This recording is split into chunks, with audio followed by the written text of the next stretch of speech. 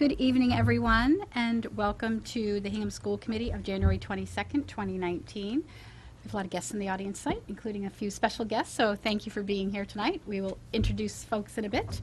Our first item of business, just to note that this meeting is being recorded and televised by Harbor Media. Our second order of business is approval of minutes. Minutes of the school committee meeting held on December 3rd, 2018, I believe as compiled by Carlos. Yeah. I'll make a motion to approve the minutes of the school committee meeting held on December 3rd, 2018. I'll second. Carlos, second. Is that okay, Kristen? I'll go ahead. I think so. Yep. All right. Any discussion? Yes, on section 6.3, I would like to propose some additional language. And I rewatched the video to confirm my recollection of this. It should actually read, Vice Chair Liza O'Reilly presented, this is what we need to insert, the report of the screening committee and then it goes on an update on the superintendent search process. And then for the motion, and Kerry did make the motion and Carlos seconded it, but the motion should read to accept the report of the screening committee and proceed with the interviewing and vetting of the candidates. Can you repeat that, please? Yeah, and I can give you this too. Okay. To accept the report of the screening committee and proceed with the interviewing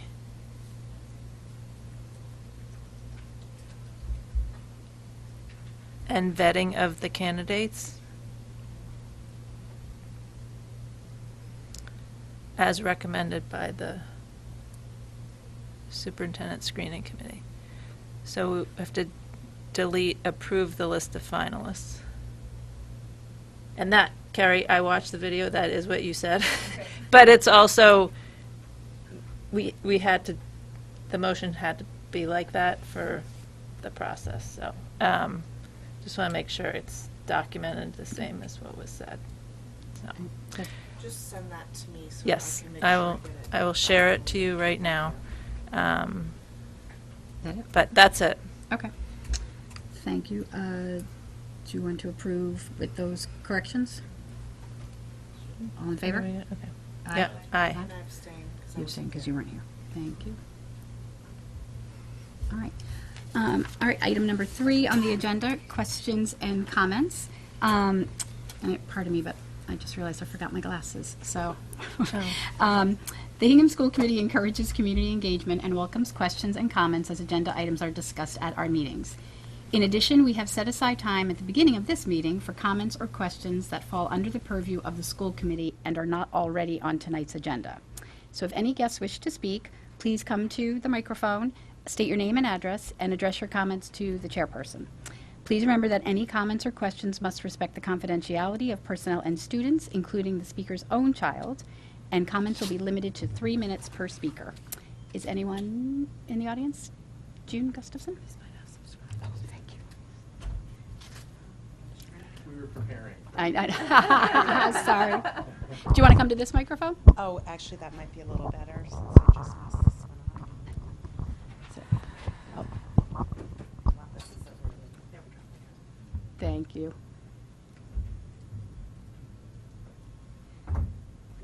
June Gustafson from the Hingham Education Association. I have given you a copy of a proposed resolution for full funding of our public schools.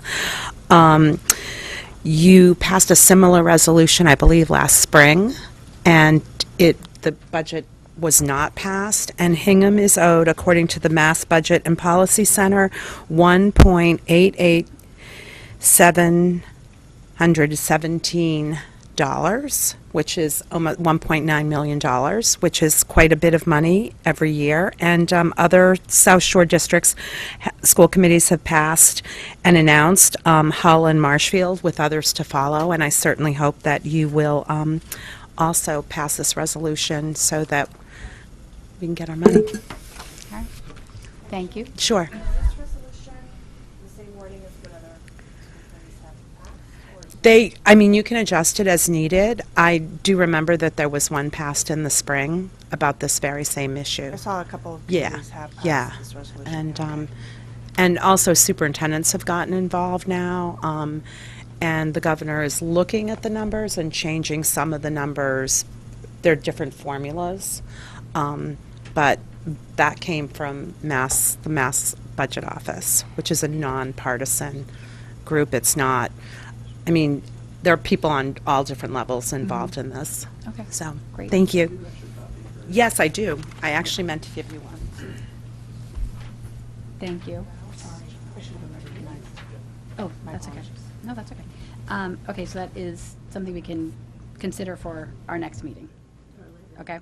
And you welcome to us adding to this? I mean, obviously, I would be looking into adding words such as the President of the Senate, which happens to be a good friend of mine, is fully, she's prioritizing. We actually, I gave Michelle an annotated copy, and we would like it sent not just to Representative Mosquito and Senator O'Connor, but to Karen Skoka and Governor Baker. Okay, so most likely, I'll propose some languages to add to this. Thank you. Thank you. No other comments? All right, item number 4, the superintendent's report presented by Dr. LaBillois for us. Thank you. I will note two brief things. One is in your packet you will find the facilities report for January, which outlines those tasks completed in December and those that are underway planned for January relative to maintenance and upkeep of our physical plant. As well as, I'd like to draw your attention, all at your places you should have a flyer from the Foster Elementary School inviting everyone in the committee to Foster's Computer Science exhibition to be held on Friday, February 15th from 8:45 to 9:45. Students in grades K through 5 will be showcasing their computer science projects they've been working on, and guests will also be invited to attend an overview presentation followed by a visit to two of our immersion classrooms over at Foster. This invitation will also be going out to members of the Board of Trustees for the Hingham Education Foundation, as well as our state and local representatives, as well as town leadership. So we do hope that you'll be able to join us, all of Foster's finest, at Foster's CS exhibition on February 15th. And that's it for my report. Thank you very much. Item number 5, communications. 5.1, communications received by the superintendent. None? All right. Student communications. Emma Quilty is here tonight. Hello. At the beginning of December, the Hingham High School ADL facilitators sharpened their skills by training with the ADL New England. The high school continues to earn its green ribbon status as Mr. Mallerby's students reuse the parts from an old lawnmower to build a brand new go-kart. The Student Council hosted their first ever Hingham High School ping pong tournament sponsored by Stuco, and all the benefits went to NEFCure. The Hingham High School also honored more than 50 students in the biannual Andrew Warhoftick Catching Kindness Award ceremony. And right before the break, the mentor group hosted a gingerbread contest so that the school could bond between grades. And it's always good to see teachers wanting to return to keep teaching. As a teacher came named Doug Ryan to teach the 9th graders about different histories by doing a mini museum in room 103. The boys basketball coach received the Game Officials Coach of the Year award for last season. The Hingham High School has welcomed a new club called the Yoga Club. It started on January 15th. Mr. Swanson and 2 leaders of our school, Abby Fennelly and Billy Johnson, announced on the Friday show the new tradition of wearing all red robes at graduation. And this will show our inclusiveness to our school and town.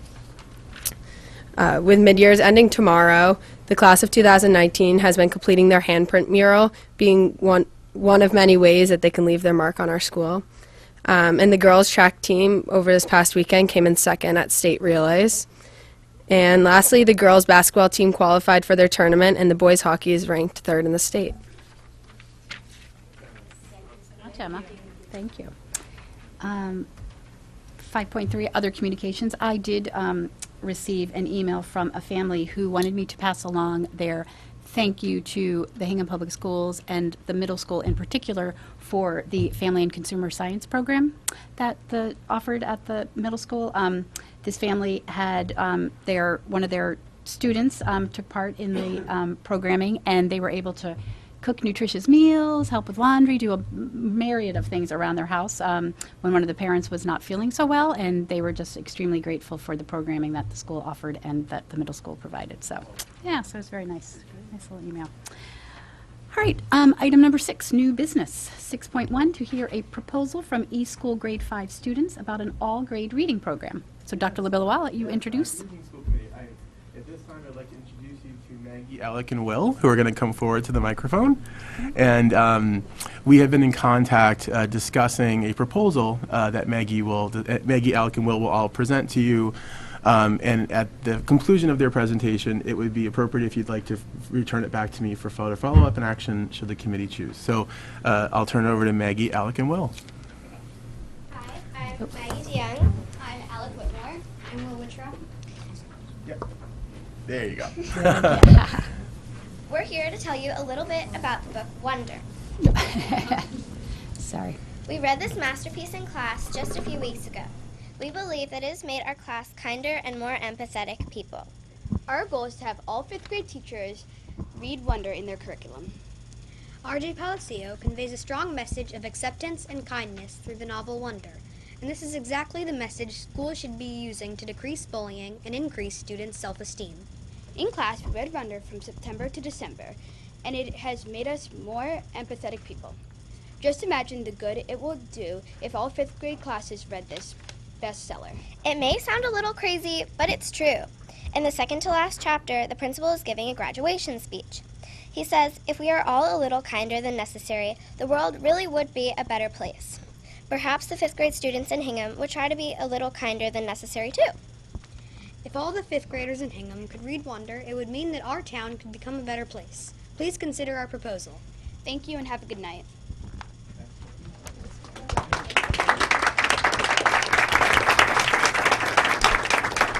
And I should have noted, all 3 of our students are coming from the East Elementary School in Mrs. Jordan's classroom at the 5th grade. Thank you so much. That is really, it's a wonderful story and a wonderful movie as well. Dr. LaBella, do you want to I will follow up with Maggie, Alec, and Will. I think the committee is agreeable to your proposal, and we will discuss it with our 5th grade teachers and see if it fits into our curriculum. And I see another 5th grade teacher, Mrs. LeBlanc, here. And so we'll bring it up at the next grade level meeting of the 5th grade teams, and we'll let you know how it unfolds. But I think you get a pretty strong shot. So, yeah. I think so too. Thank you for taking the initiative to want to come to present to us. We really appreciate it. We love having students of any grade come, but especially elementary school students.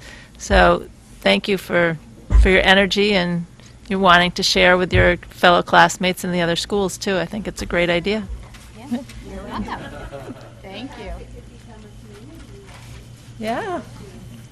I agree. It's a great choice of book. Thank you for coming. Really wonderful idea. Thank you so much. Really appreciate it. All right. Yeah. Thank you. All right. So item number 6.2, more good stuff.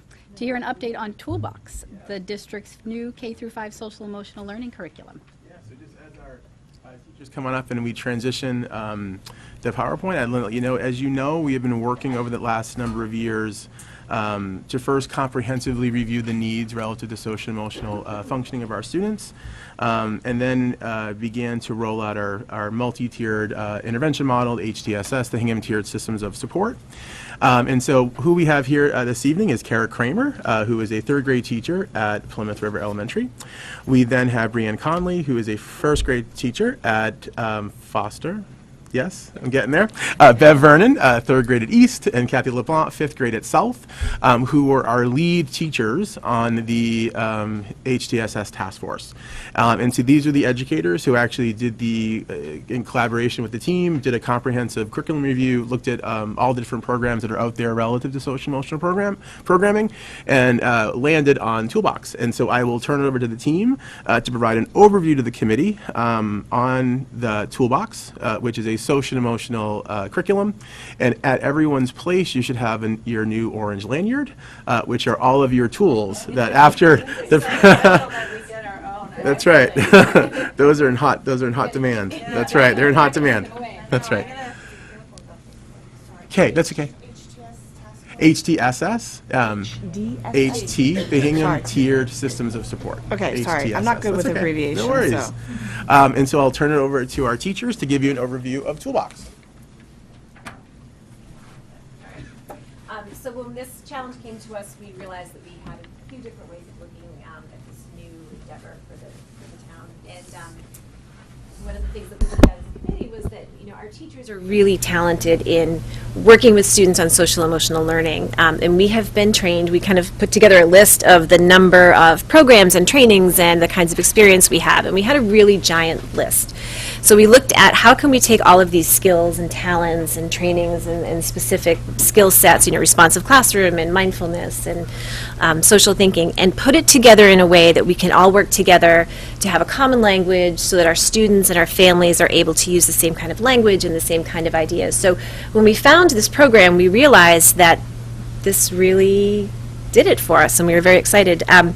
Just very quickly, we started with the definition of social emotional learning. The Department of Ed has put forward this definition that guided us, and it's based on the Collaborative for Academic, Social, and Emotional Learning. So the definition includes things about developing students and adults, and this is parents are learning too, social and emotional competencies. You know, the skills to make good choices, and this program talks a lot about starting with ourselves too. So we've all done a lot of self-reflection. As we teach our students, we also have to pause and kind of take some time to look at ourselves.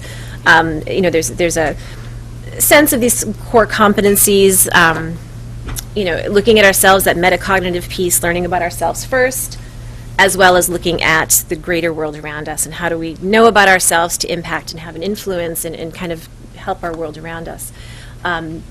Some of the approaches that we were thoughtful of that are included in this definition are things like freestanding lessons, general teaching practices, school-wide initiatives. So rather than a classroom by classroom or teacher by teacher, how can we do something that everybody, our kindergartners, our fifth graders, eventually hopefully beyond, will understand that if we use a language or we use a tool, everyone's going to understand what it is.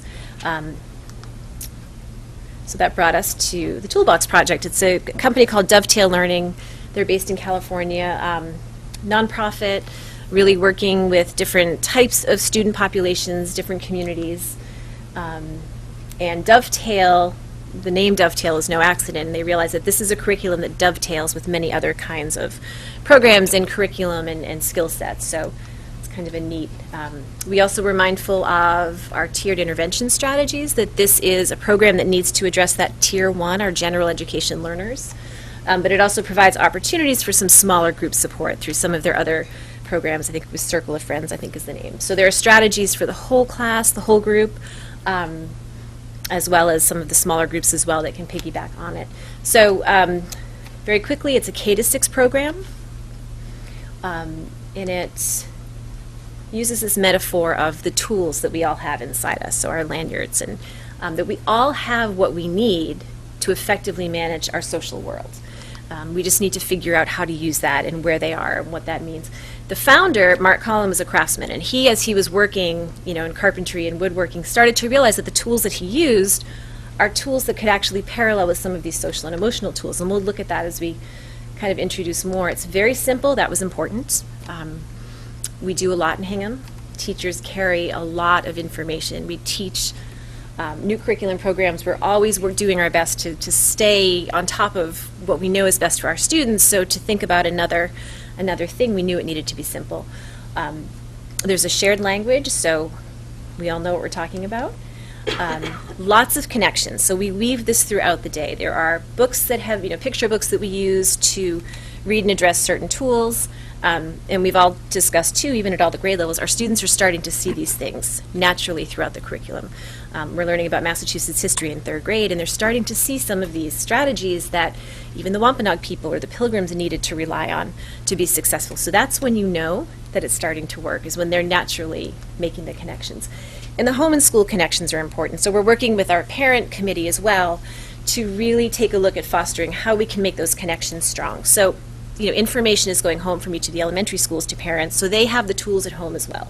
They can print out cards, they can use the same language, so they're learning as well, and this is carrying across at home too. 12 tools, so these are the 12 tools. We sort of start at the beginning with breathing and eventually get to courage, but really they can be taught in any order, and sometimes just naturally as the situations come up. There are formal lessons, but each tool, and we'll show this to you very briefly, has an icon, so a visual piece, a hand gesture, and some language that goes with it. Our teachers carry the lanyards, right, and they have, the students actually have their own toolboxes. So this is an example of the patient's tool. This is Graham, and the toolbox. Each classroom has a poster, which I think is right here, and there are different posters and different materials for the grade level. So it's a K to 3, and then there's a 4 through 6. We're doing it 4 through 5 right now. Same kinds of language, but just a different visual piece, a little bit more, text as you get older. So the idea is that we can call upon these strategies visually and verbally and non-verbally as well. So working with all kinds of students and really being respectful of different learning styles. And let's see. I know we've talked about getting posters, kind of painting the school district with posters, how many posters we can get up, how many visual representations can we share, can we get them in the lobbies, can we hang them in the cafeteria? So that's a piece that I know is... And we also do it in Spanish. We do have it in Spanish, yes, the whole program is in Spanish. And then, the last kind of overview piece is that what's exciting about this is that it really is embedded in all the contexts of school. So playground, all school meeting, parent communication. When I have parent discussions now, I refer to the tools. So we talked about this tool with your child, this is what we're seeing, this is what we're focusing on and how we're reflecting. And also the other really cool part too is that, we worked really hard to be able to train everybody working with children. So you and the principals and the adjustment counselors have worked with the bus drivers, so they're wearing their lanyards. Cafeteria workers, maintenance people, custodians. So the goal is to have everybody who interacts with children in the Hingham Public Schools, particularly in the elementary level, they know how to work with this program, and the children are hearing this. And again, the goal is that, if there's a conflict on the playground or there's an issue, that we will be able to turn to the student and say, what tools have you used? Tell me 2 tools that you've used. That's sort of our end goal with this, instead of saying, well, come over here and let's talk and let's use our words, to return it to them. And, okay, so we're going to go through the 12 tools with you very quickly so you can get a sense and a picture of what it might look like. And hopefully you'll start to hear some of this language around too as we go. There you go. So the first tool is the breathing tool, and it's the first tool because it's really used then before introducing any of the other tools. So with the breathing tool, the phrase is, I calm myself and check in by taking a deep breath. Now you're able to think about how you're feeling emotionally, mentally, physically, and think about the next step. So if it's a moment that somebody might react impulsively, it's a minute to take that time to think about how they should respond. It can be used throughout the day. It should be used throughout the day, whether it's for our students or us at home. There's just so much research about taking these deep breaths first thing in the morning, taking them, when we first come in the classroom in the morning before a test to calm down and things like that. So each tool has an icon and a hand gesture. So the icon for the breathing tool is a tape measure. And so the reason being that the pull of the tape measure and then the push back in is mirroring what your body is doing as you do it. So the gesture goes along with what you're doing with the icon. You're putting your fingers together here, your thumb and your index finger together. And as you pull the tape measure out, you're taking a deep breath in and then out. And then this is to be done you do the breathing tool 3 times before reconnecting sort of, and then as we introduce this in our class and we'd ask the kids how they feel at that point, how that makes them feel. Another suggestion through Toolbox is to put colored dots around the room and to tell the students to, whenever they see a dot, to take that breath and just see how the environment changes, to see how the atmosphere really changes. We talked to our students about who might use the breathing tool, whether a singer about to sing the national anthem, how you might see them use the breathing tool on TV. You might see a gymnast use the breathing tool, and then putting it onto them, when could you use the breathing tool, when could that be helpful to you? So the next slide here is just all the opportunities for deep breaths, whether it's for our students or for ourselves, and just how beneficial that is. And then going forward, as you're teaching each of the other tools, to start with deep breaths, so you're totally you're centered and you're in the moment. The next tool is the quiet, safe place tool. It says, "I remember my quiet, safe place." That's the phrase. We want our students to have a place, whether real or imaginary, that they can feel safe, and whether they're feeling overwhelmed or frustrated. And when they have that already in their mind, when they've practiced picturing it, then we hope that it can become automatic. If you need the quiet, safe place tool, then you can do this. The icon is the earmuffs, and you can do this hand gesture where your hands are over your ears and you're leaning forward with your eyes closed, and that they can immediately picture that place where they'll feel safe in order to make the best decision or to quiet whatever distraction is around them. Can I ask a question? Yes. So if you've gone through some kind of an exercise with them where they visualize a place, is that what you're talking about? Yes. So the curriculum has like a imagination vacation kind of thing. Okay, So okay. it works through all the wording of sitting down in your spot and picturing this place. You walk them through that. Right. So then you walk them through it. There's stories you can read that do the same kind of thing. So as they have a place already in mind, it's easy to switch into that place when they need it. Okay. And so this is some of the wording in those moments, imagination, vacation. Your quiet place, real or imagined, that could be inside or outside of us where we can feel safe. So they could literally have a place in mind, like in their house maybe when things get hectic, that they can go to, they can physically go to, or it's just within them. And then we want them to know what it looks like, what it feels like, what it sounds like when they're in that quiet, safe place. The third tool here is the listening tool. I listen with my ears, eyes, and heart. And those three pieces are so important because when you're listening with your ears, you could say you're hearing what they're saying, but to truly be listening, you're looking at them and then you're seeing their emotions on their face, you're seeing how they're saying it, and it tells you so much more. And then if you're thinking about them with your heart, you're listening with your heart as well. That ties into empathy and starting to feel for other people. So the icon with that is two fingers tapping, like a carpenter would tap a wall to find a stud. That they would hold their ear up to the wall and tap to find a stud. Then you take two fingers, just like you would do for the stud, put it up near your ear, and that shows that you're listening not just with your ears, but with your eyes and your heart as well.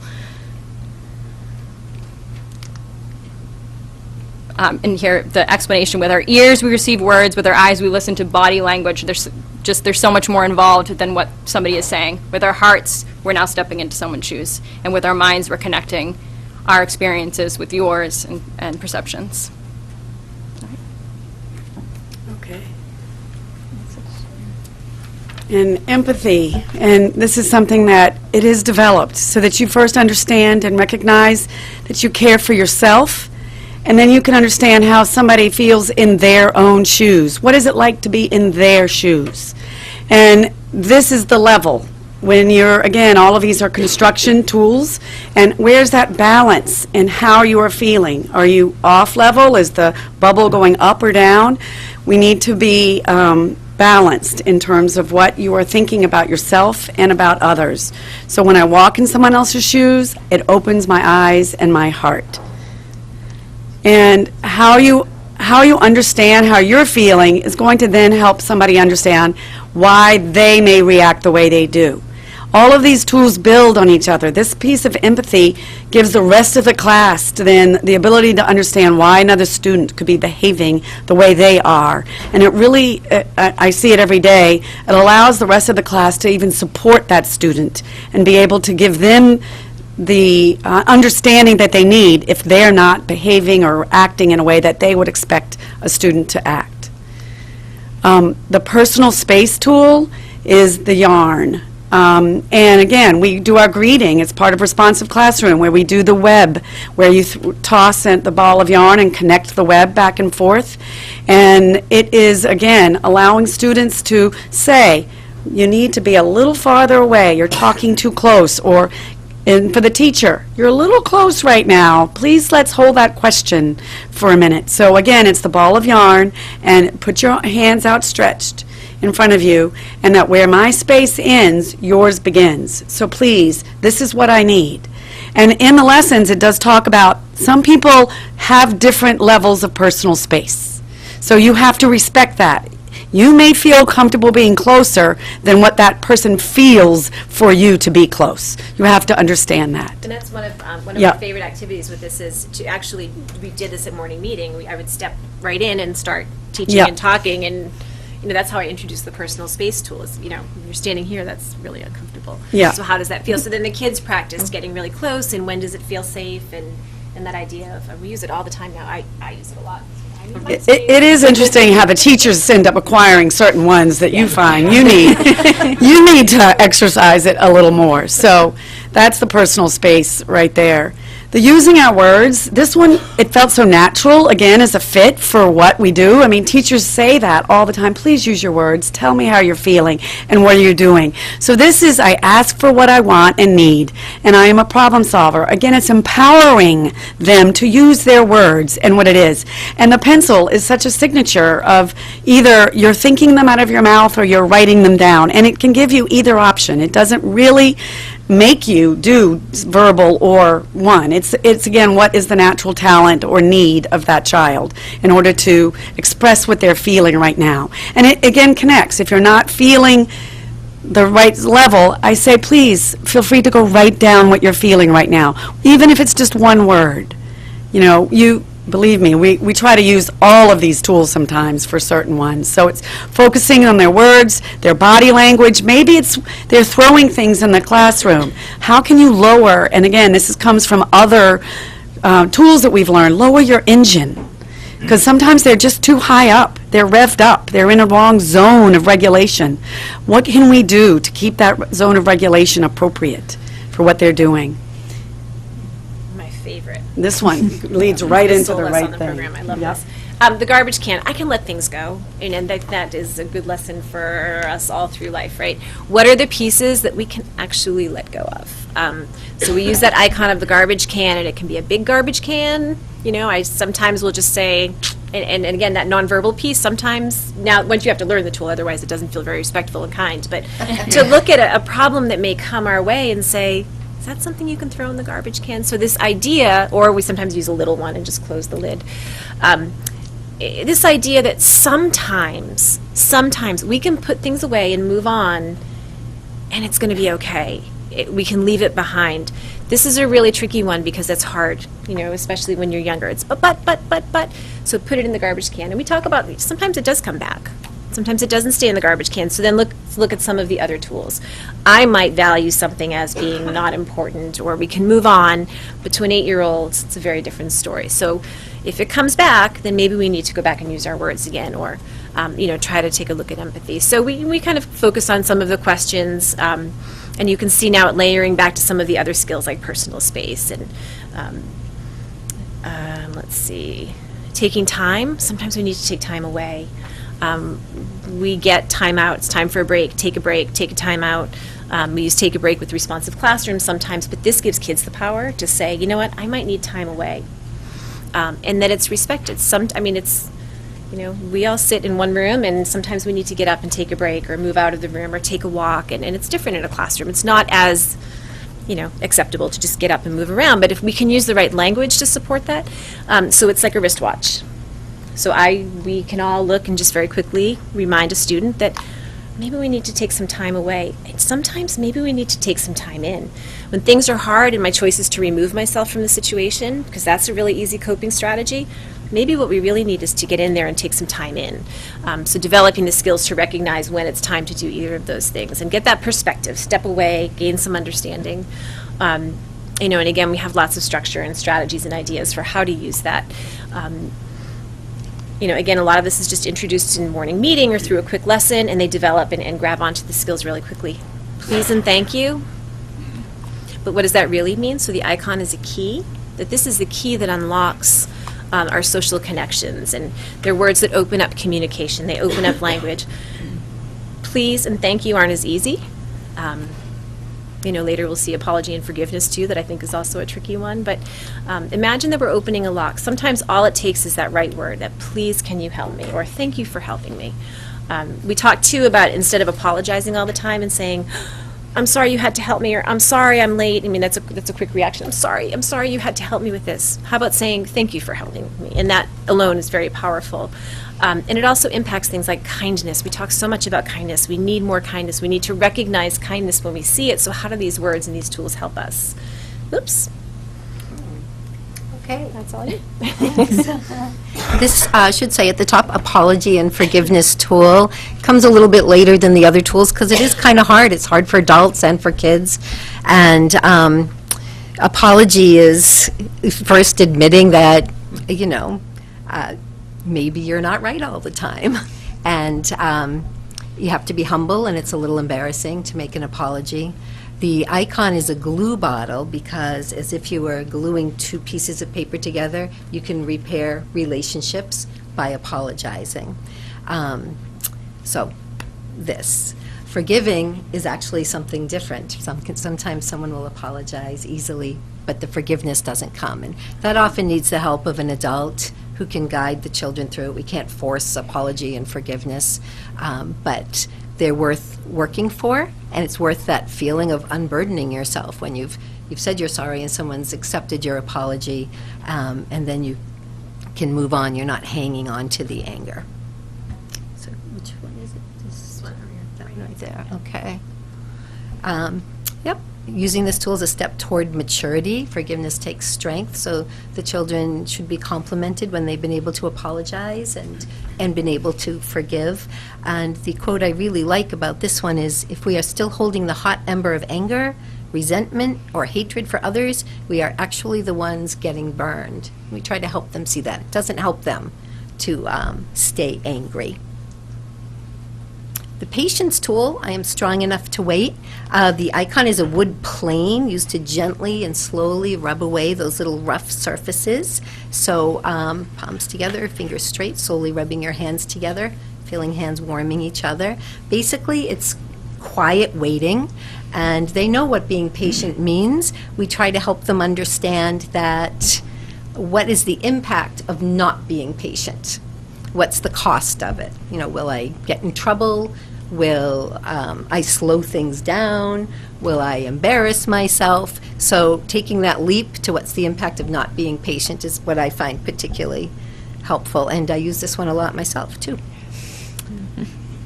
And the courage tool is the last one. I have the courage to do the right thing. The icon is a work lamp with that metal cage surrounding the light inside, meant to, like a metaphor for your heart, surrounded by your ribs, giving light out. So this is the hand gesture, be strong, heart. And it's hard to do the right thing. Children sometimes think that the ones who have courage are the superheroes. Then they grow up thinking, of course, of all the people who put their lives on the line every day, like firefighters and police officers, and we help them see that anytime they're being brave, they're using their courage tool, even if it just means joining a new activity or doing a book report or getting out of the car in the morning to go to school when they're worried about something at home. They're being brave, and they have a courage tool inside of them. So I have a student named Kieran Sheehan who wrote a beautiful letter to veterans when we had a Veterans Day ceremony at South School. And he wrote it after we talked about the courage tool. But within it, I can see him using his empathy and his words, using his words. And we thought we'd close with him reading his letter. So he was awfully nice to have his parents videotape this this weekend and send it to us. I think the audio is going to be pretty good. I just want to make sure you don't miss his very first line. So I'll read that, and then I'll let him take over. It says, "Dear American soldier, I want you to notice how brave and strong you are." And I thought, right there, the student becomes the teacher. And I hope this comes through.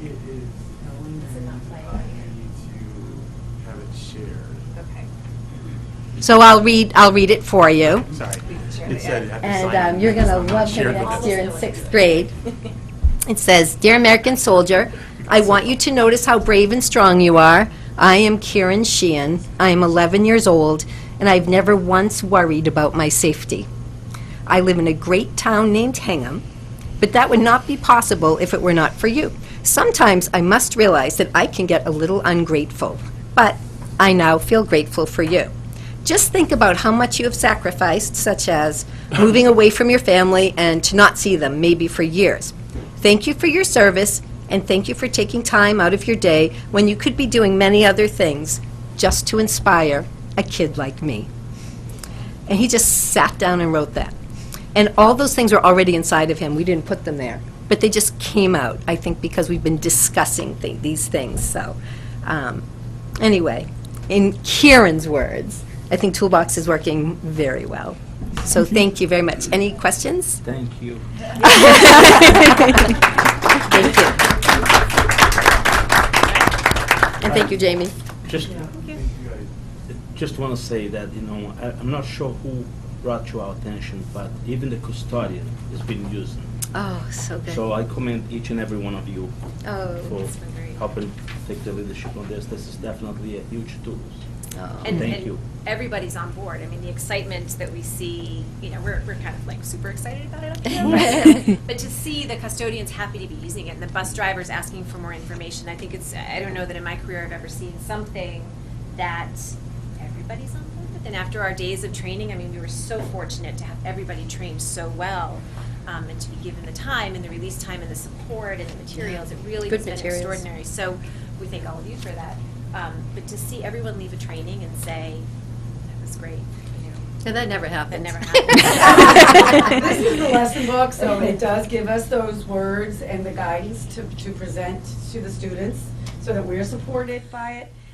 Your toolbox, just so you know, did not include all the tools because the students make their toolboxes, and so there are things that are reusable, that are not reusable that need to be put in again. They're consumables, or however it works.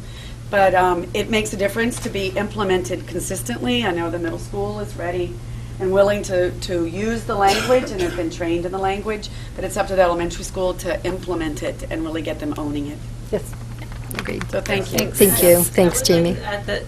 Every time I see this, it's a great reminder to everyone, and it's front and center, and it's much friendlier than seeing, security passes or. Yeah. And so I just think this, for everyone to wear this all the time reinforces. And just in the back of your mind, it's like, oh, Great. wait, we gotta, It's right there. follow the language, and so Great. it's really powerful. I commend you every time I've gone to a school. I've been in a lot of schools this year. Yeah. To see everyone so excited about it and embracing it is really great. Thank you. Thank you all. Thank you. Just a quick question. I love this. I think it's great, and I think a lot of parents could also use it at home and reinforce what they're learning in school. Is there any idea of doing something for parents to understand each It is. tool? Toolbox will actually roll out in March. Cool. Both an evening session and a morning session. Right. And I set out some tentative dates today. The principals, they're working to get back and forth with me, but I met with Heather Rodriguez today. Okay. And so the only groups we have left, we have our para-educators coming up in February. Kids in Action is being worked out now with Heather and with Kathy, and the Parenting with Toolbox we're going to launch in March. So there'll be more information to come to families. One of the things, as it's been implemented, I think we're hearing stories from parents of like, what are these tools? Because like my kid literally. Mom, use your breathing tools. Just what you want to Right, hear. like they're really encouraging their family to use the tools. Or Yeah. I heard a funny story Yeah. about two parents that were fighting and not fighting, but like having a disagreement, and the student entered and said, "You need to use your patience tool, and you're not listening." And so they both had to use their tools as well, and it's been really well received. And our kids are really beginning to demonstrate a level of mastery of them and command of them. And so the goal would be, as they move up in the grades, they learn it at a deeper level. And so this is sort of a rollout year where everyone's learning it for the first time, but eventually over time they'll learn more nuanced techniques and other ways to apply. Relative to our middle school, we had some meetings early in the year with our 6th grade faculty who will be adopting the language, and we're training our middle school teams late in the spring. So they haven't quite been trained just yet. That's going to come later in the spring as we look ahead to We thought it was another great way to keep the transition between 5th and 6th grade consistent relative to the language it is used. And we did send some of our 6th grade teachers to the training back when our 5th grader teachers went, so they could preview for their peers and bring their feedback back to the grade level. So we had unanimous support to adopt the language and move forward with that, and gradually as the kids move up, we will continue that training for 7th grade and then for 8th and up to high school. So that everybody, by the time we're done in the entire district, is using a common vocabulary to help describe how to build self-reliant, resilient kids. That's great. And parents have been getting information, so principals Yeah, and their newsletters and have then been flyers have been highlighting going it home by and teachers. Some of the paperwork. So. We are the first public school district here on the East Coast. Yeah, we're the first public school district in Massachusetts. It's used by a couple of private schools, but we're the first public school district in the Commonwealth and really on the East Coast. Yeah, I think it's more California. Well, I commend all of you. It's so simple and easy, and all of us could use it. So. Right. Yeah. Well, it's so good. Like I said, the program says start with ourselves. Right. So just even the personal journey, having been so connected to this program, I think for us has been pretty remarkable. So. And again, these educators have worked countless hours to spearhead this initiative, to do the research, to actually go and pilot and try different things out. And this wasn't. We sort of landed here after looking at others as well. So there was a lot of time and energy. Everything we do is incredibly thoughtful and cautiously planned. And so I want to publicly thank them. These are our 4 lead social emotional teachers for the elementary level for the work and commitment that they've showed to the project over the years. It's been fun. Thank you. Yeah, because it's been years, literally, to get here. So thank you. Great job. Thank you. Thanks. Thank you. Yes. But I was thinking that I think just the 5th graders here are today that showed that book, right? I mean, this is definitely working. So Absolutely. It's great stuff. Thank you very much. And thank you for thinking of doing it across the schools, like anyone who dealt with the schools, with the school children. I think that's unique to this program, and I think it's what's going to really help make the changes. So thank you. Item 6.3, to receive a draft of the proposed secondary program of studies for 2019 and 2020. Yes. So in your packet, you have a memo to me from Rick Swanson, Hingham High School principal, outlining those revisions or additions made to the program of studies. And so you'll see some from foreign language, from mathematics. And for example, under mathematics, you'll see the addition of an AP Computer Science 8 course, which was the request in the budget for the AP CS teacher. You'll see some edits there for science. And if there are any questions beyond the memo, we do have Mr. Swanson here who would be happy to answer any questions you might have. Yeah, go ahead. I have some questions. Sure. So for the foreign language, the teacher assistant program, how many students are involved with that? Because I read the program of studies and it says you have to have achieved already AP and the higher level. So how many kids are even eligible for that come senior year? Yeah. Do you mind coming to the microphone? Sorry, I was watching some video and you can't hear the audience. We have our director of foreign language, Erica Pollard, who could also probably answer that for you. So you're right that it's going to be always a relatively small number of students, and the idea sort of came out of, we sometimes have students who start a step ahead of where the sequence is, either because they have some background from speaking a different language at home, or have been to a place like Venezuela and come in with a little bit of background, and they actually get to the end of our sequence, but they still have time in high school. And so this was actually comes out of requests from students. I want to keep studying. Usually it's Spanish, but there's no classes left for me to take. What can I do? And so this is sort of formalizing a program that we have piloted over the last year or so to offer an avenue for those students. I actually have one Chinese this year. 2, I believe, in Spanish and 1 in Latin. So it's more like an independent study type formalized course. So part of what they'll do is assist the teacher in class. Yeah. And part of what they do is reflect on what they see the teacher doing and why they think those things might be happening in the classroom. So the student puts together a portfolio where they reflect on what they've seen happen in the classroom, things that they have done to support the teacher, and then the portfolio and an evaluation from the teacher comes together to give the student a grade. And are you teaching it, or is it another higher level So teacher? it comes, in order for this to work, I feel like the student has to have a relationship with the teacher. So the student approaches the teacher that they are interested in working with. The teacher grades the in-class performance part, and there's a rubric that they can use for that. And then I will grade the portfolio and reflection assignments that they do. So we'll do it collaboratively. Great. That's the plan.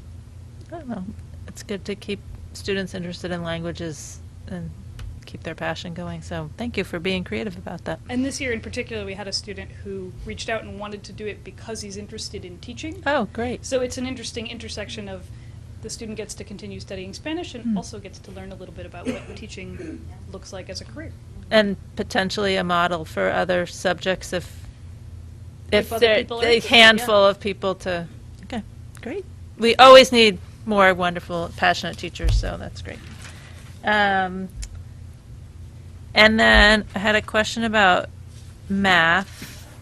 Thank you for rewriting the description of typical sequences, whoever, Dave and everyone. I found that very helpful.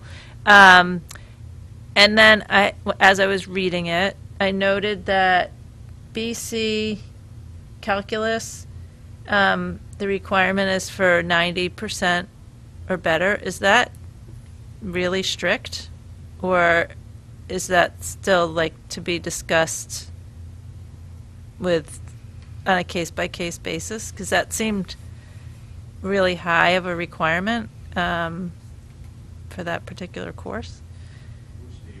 Oh, okay. Okay, that's fine. Because I thought it was great that you were expanding the prerequisite for AP Chemistry. So then when I read the math, I was like, it's a little tough. But I understand why. And that was all I had. But oh, actually, no, one other thing. You said that an additional policy change about the GPA, beginning with the class of 2023, grades from other schools will not be included in the GPA. So then when they're submitting a transcript for college, it'll just be noted that they're not getting a GPA? It would be noted that their Hingham High School GPA would reflect grades that they've taken at Hingham High School. Okay. And not grades that were earned elsewhere. We had quite a bit of discussion about this with our directors and resource teachers. Yeah, I could Sorry. forward.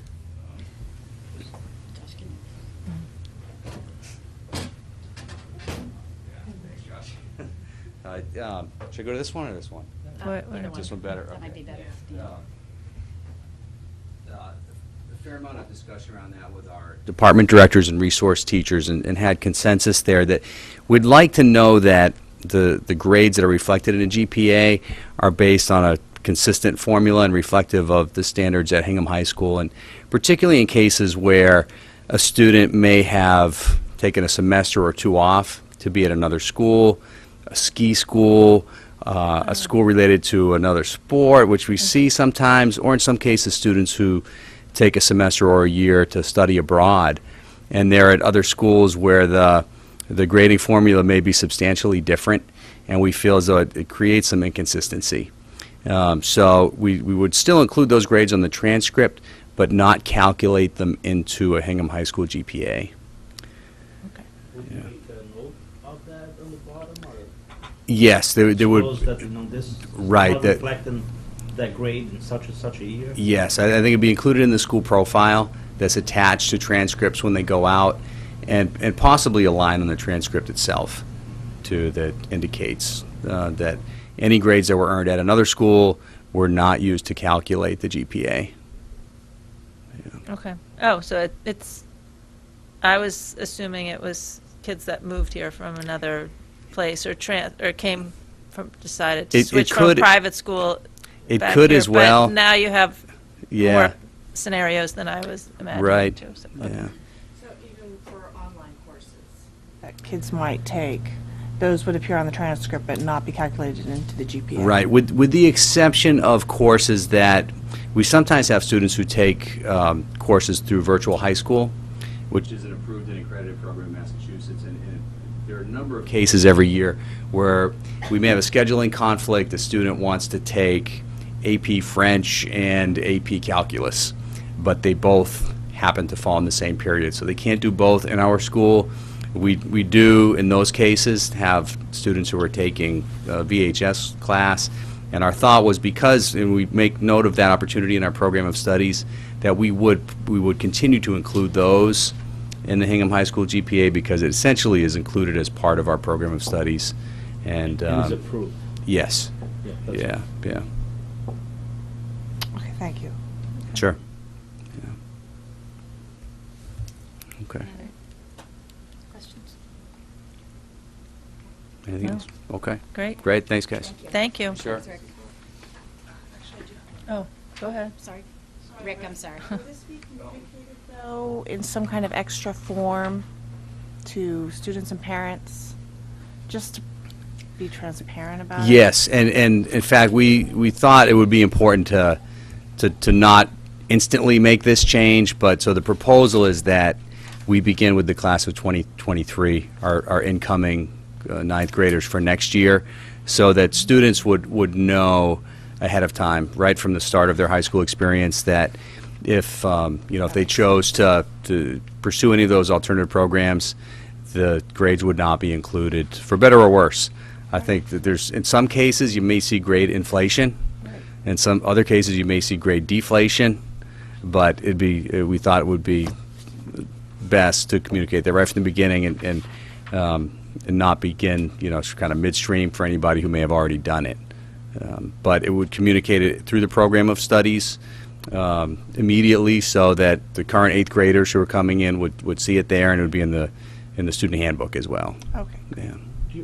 Do you know whether there is any other high school around our area implementing that as well? Yeah, I did survey some other principals and found a number of other schools locally that have a very similar policy and do not include grades from other schools in their GPAs. Yeah. Sure, thank you. Thank you.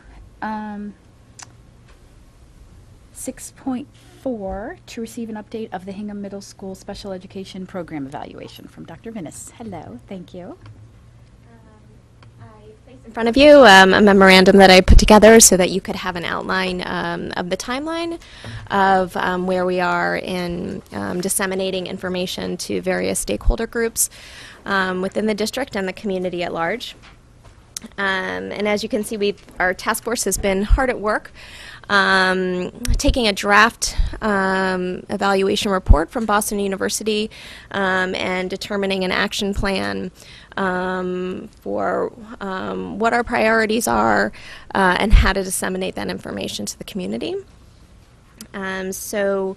We've met various times, and we ourselves have received a presentation from Dr. Porsche to hear all about the findings that were included in the draft report.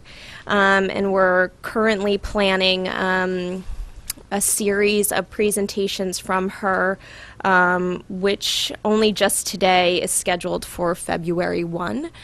So the next step is to make sure that the community and faculty and the teachers at the Hingham Middle School are informed of the opportunity to come and hear from Dr. Porsche and ask any questions that they might have for the report. We also anticipate being able to post a final report at least 2 days before February 1. Is there any way we could hear that presentation too? Oh, surely. So for the school committee? You could go to the open community presentation. If you would like an additional presentation, she does that. Members of the task force could certainly put together something for you, but this will be Dr. Porsche's final visit.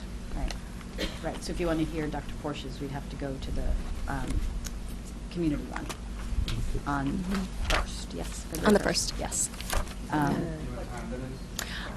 So right now, because I've only heard from Dr. Porsche today about February 1, right now we're thinking about 5 to 6 p.m. for the broader community. But I will disseminate that information to the community once I have that completely finalized.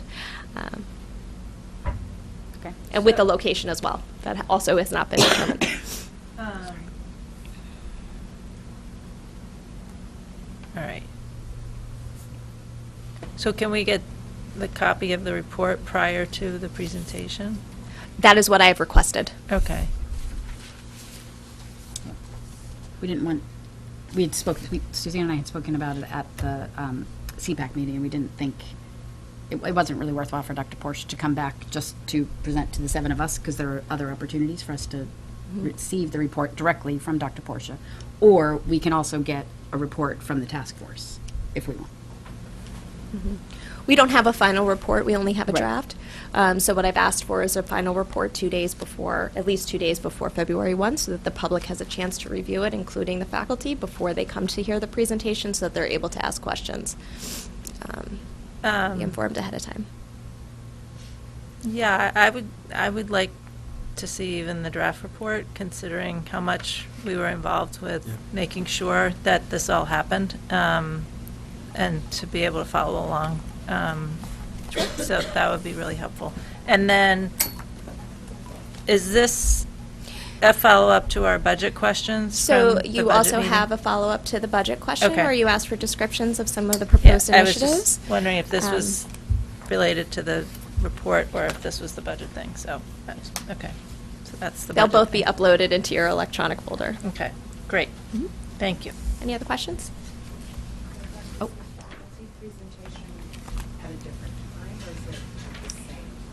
There will be 3 presentations. One will be specifically for the Hingham Middle School special education faculty, since those are the folks who are directly involved in this evaluation. And then the second one will be open to all faculty and staff for Hingham Public Schools. And then the third one will be open to the community at large, which of course anybody can go to. Our task force is working on a forum type of a setup for the community presentation, so that they can hear what the task force is working on following Dr. Porsche's presentation, and ask any questions of task force members who are there, including myself and Dr. Porsche. But that's still in a work in progress, since we only just finalized the date. I don't want to get too ahead of myself. So the communication about the date is going to be advertised sometime this week? Yes. Tomorrow? Yep. Just Yep. because we don't have much time in Correct. between? Yeah. Okay, thank you. That is correct. Yep. Anything Thank else? you very much, Dr. Okay. Meese. Thank you. 6.5, to act on a proposed resubmission of the statement of interest to the Massachusetts School Building Authority for a Foster School project. Does everybody have that in their packet? Do you have any, John, do you want to speak to this at all, or it's just the same? Yeah, It's reissued. The same thing as a requirement for, submitting an SOI for 2019. It'll need approval with specific vote language, that's MSBA vote language, by both the school committee and the selectmen. So I'm presenting that letter for your vote tonight. And then my understanding is on the February 5th, when we do the joint meeting, that before we do that, selectmen will, read and do their vote in similar fashion. So that just takes care of one piece of paperwork that's associated with the overall filing. I won't file until April 12th because I'm going to include everything that might happen during the winter into the SOI. But now I'm just in the starting phases of compiling the the necessary paperwork that I know that will happen. And, we'll get the permissions to get into the SOI system, but this will just be the start of the process. Okay, great. Thank you. So do we need to do a motion? Yeah, of this if exact you could do the language? exact language of the motion, that would be the right way to handle this vote. Okay. So, I'll make a motion to, so just read this? Yes, please. Having convened at an open meeting on January 22nd, 2019, prior to the closing date, the Hingham School Committee of Hingham, Massachusetts, in accordance with its charter, bylaws, and ordinances, votes to authorize the superintendent to submit to the Massachusetts School Building Authority the statement of interest form dated on or before April 12th, 2019 for the Foster Elementary School located at 55 Downer Avenue, Hingham, map ID 38001, which describes and explains the following deficiencies and the priority categories for which an application may be submitted to the Massachusetts School Building Authority in the future for replacement of or addition to obsolete buildings in order to provide for a full range of programs consistent with state and approved local requirements. The building was built in 1951 and does not meet current code and significantly lacks environmental quality for natural lighting, artificial lighting, fresh air ventilation, and evenly distributed heat and cooling temperatures to enhance the educational environment. Classroom configuration does not allow for uninterrupted instruction. Several classrooms have no natural light. The building envelope and window systems are inefficient, and the steam heating distribution system and electrical systems are failing due to deterioration, and hereby further specifically acknowledges that by submitting the statement of interest form, the Massachusetts School Building Authority in no way guarantees the acceptance or the approval of an application, the awarding of a grant, or any other funding commitment from the Massachusetts School Building Authority, or commits the town of Hingham to filing an application for funding with the Massachusetts School Building Authority. Thank you. Second? Any discussion? Question. So, we did vote on this last week, correct? Not filing No. the statement of intent, no. Oh, we didn't? Now, didn't this, okay, on the warrant article, this is not part of the warrant article? Okay, this is the language to send directly? This is the official language that needs to be used in order to file, submit to the MSBA and SOI. All right. They will need the approval through this vote from the school committee, and it's the same from the selectmen. The language is essentially the same, and they'll convene another meeting, Okay, which my we expect to concern- be on February 5th. Yeah, my concern was that we had to submit the language by today's date, right, to the selectmen, right? Oh, To be on correct, the yes, and For the that, warrants, all that, yes. that That's a all that separate- information was Yes. submitted on Friday. Thank you. Any other discussion? All in favor? Aye. All set. Thank you, John. So this will be, we'll get this, when we get the minutes Mhm. of the meeting, it'll say that this vote was taken, and then, Michelle, you'll have to sign it, and that's the authority for the school committee. Okay, Versus the selectmen, Eileen McCracken will certify the vote. great. Okay, Thank you. Thank you. All right, thanks, everyone. So sorry. All right, so that is 6.5. 6.6, to discuss fees for fiscal year 20 for Kids in Action and act as appropriate. 6.6 in your packets. So this is the fee structure, Kathy and Jackie. Jackie's in the audience here. But put this fee structure together for the increase for Kids in Action program for fiscal 20, right, 1920. And basically, it represents, we typically do go up every year. The Kids in Action program is sort of a below market. It's a good after-school program, sort of learning-based, activity-based care. We have pre-kindergarten as well as, for regular extended and extended pre-kindergarten. So there's like sort of a 2.5-hour program, but there's also a 4-hour program at different rates. There's after school for grades K through 5. There's before school for grades K through 5. And then there's a combined before and after school. So basically, it's a great benefit to parents. It's a lot cheaper than Bright Horizons or some other type of program like that, but essentially parents could in fact drop their kid off at 7 o'clock in the morning and pick them up at 6 o'clock at night if they're busy working. And so this is the fee structure. What we typically try to do is the more service that they buy, the less the percent increase.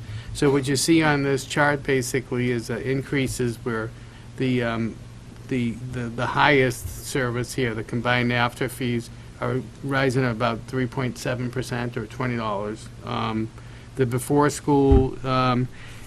school is just that's the smallest program. That's increasing by 5.2%, and it doesn't matter for that whether you do it 2 days, 3 days, 4 days. If you pick before school, you know there's really a one rate for that, which would be $200 as proposed by the Kids in Action leadership. And after school fees for K through 5, that's up about 4.7%. And that's from the hours of 2:30 to 6. So they get dismissed, they get transported if they need to get transported, and they get cared for, and parents can pick them up at 6 o'clock. And the pre-kindergarten classes on Mondays through Fridays, it's 5 days a week, those are up 4.3%. And so the other thing I'd call your attention to is one of the notes, we've changed one of the notes. You approved this last year, similar chart last year, but we do mention that upon registration there's a $150 non-refundable deposit per child, and that will be applied to last month's payment or forfeited in the event of an early withdrawal. When people sign up for this program, we're creating staff, and there's like minimum levels of staff that you need per student and stuff. So, you know, if they withdraw early, typically we do reimburse them, but this non-refundable deposit will not be reimbursed. It would be forfeited. So we thought we'd be more explicit in stating that on this sheet. So I think the rates are fair, and I think that it will help. Kids in Action, as you know, has been in a pretty good, profitable situation. Although we've been applying about $170,000 to the operating budget each year because we were able to build up a base.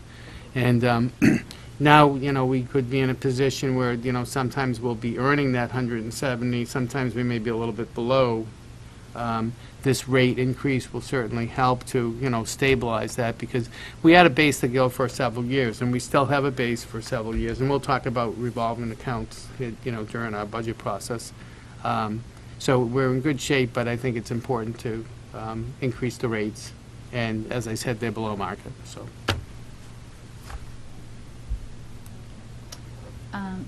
Anyone have any questions? So when you say they're below market, what are you comparing them to? We'd compare them to other daycares within the area, the Bright Horizons and the other programs that actually provide the similar services. Kathy has her thumb on the pulse of, you know, that market. So right now, we're not even breaking even. We are sort of like we're making a profit out of this fees. We were in a profitable situation. Yeah, last year I believe we made a profit of about $47,000, but we did apply to the operating budget $170,000. So. So haven't heard that. What we want to do is have the profitable, you know, if the profitability range stays with what the operating budget is, and the thing is, it's not a required program to have. This is certainly just a benefit to townspeople. No, I understand, and I appreciate your explanation. But the fact that, you know, we hire public schools, yes, this is an optional. We're sort of like moving. As part of our 5 years vision plan, we want to start talking about, you know, full day kindergarten free of charge. Although, you know, we also feel that, you know, we have very wealthy individuals living in this town.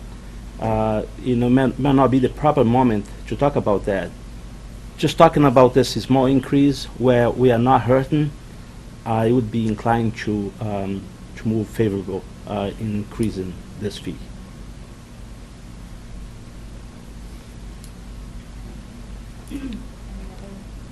Move favorable, Carlos? I'm sorry, can you clarify I'm not, that? I'm against the increase. Okay. Do we have to approve this? Yeah, What but do you? this is a what do wraparound you- program, right? So this is, it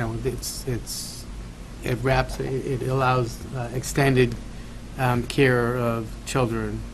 And what do you during the need day. from us? What do we Well, need to do? In order to increase the rates, the school committee would set the rates, so. So we have to then- approve it yeah, or not? so it would be, Okay. if you were so inclined, the motion to, approve the schedule as presented would be appropriate. Okay, so I have a question, because the rates are the same for 5 days, 3 days, and 2 days? Yes. For, How's, Just for the morning, or for the pre-kindergarten.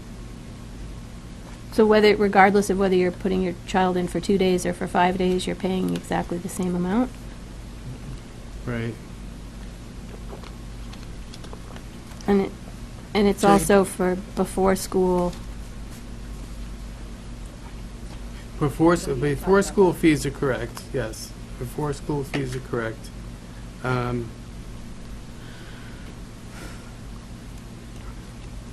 I think I the have to- question. yeah, no, that, yeah, If the- it's you go up by days, you go before school. It's a Monday. 200. Yeah. Right, I think it's all a Monday through Friday program. That's the reason why. It's a Monday through Friday program. For pre-K. For the pre-K. There isn't a 2-day, there isn't a 2 to 3 day option, right? Especially if it's blocked out. Yeah. Oh, okay. And then John had explained earlier that the before-school fees were 190, whether or not, whether You- you did it 2, 3, or 5. Right. Just because you have to have staffing, right, that's a little harder to do, right, to Right. figure out the staffing. If I'm only, 3 people are going to bring their kids 2 days, 5 people are going to bring Exactly, their kids yeah. 3 days, and so it's just going to be the same if you're doing before school. Okay. And I think we do need to increase the cost. Something, because staff are getting salary increases. And so we have to cover ourselves. I mean, this is an optional program that, and we are subsidizing it anyway. We're not covering our full, complete costs. We're not charging them rent. Well, that's part of the 170. So I mean, Yeah. yeah, but it's a modest. Right. Everything that we charge is sort of modest. We charge them for a bus because by the time we do all the transport, it's sort of the equivalent of a 1.0 bus for a day. And then we charge them for the space that they use. We charge them for some a little bit of heat, like $10,000 for the heat, and they pay for 0.3 of a custodian, because the custodian will clean up for them. It's sort of a business within the township. Yeah. That's. But then all those services have cost of living increases. They all have general, real costs. And then the other thing too is the program is very prone to changes in enrollment, right? So, at these kind of rates and stuff, if you're looking at $4,000, right, on a basic annual rate, if enrollment shifts by, 20 people, 20 kids, which is possible. Right there, it's $80,000, and it could go up or it could go down.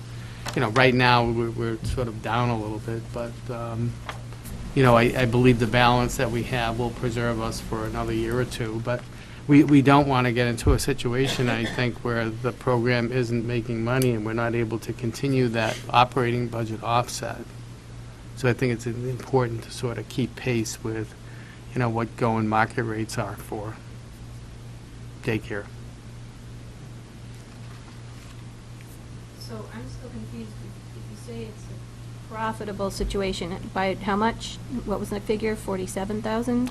Last year, I think it was $47,000. okay. We showed that report a couple of weeks ago, I think, So- right?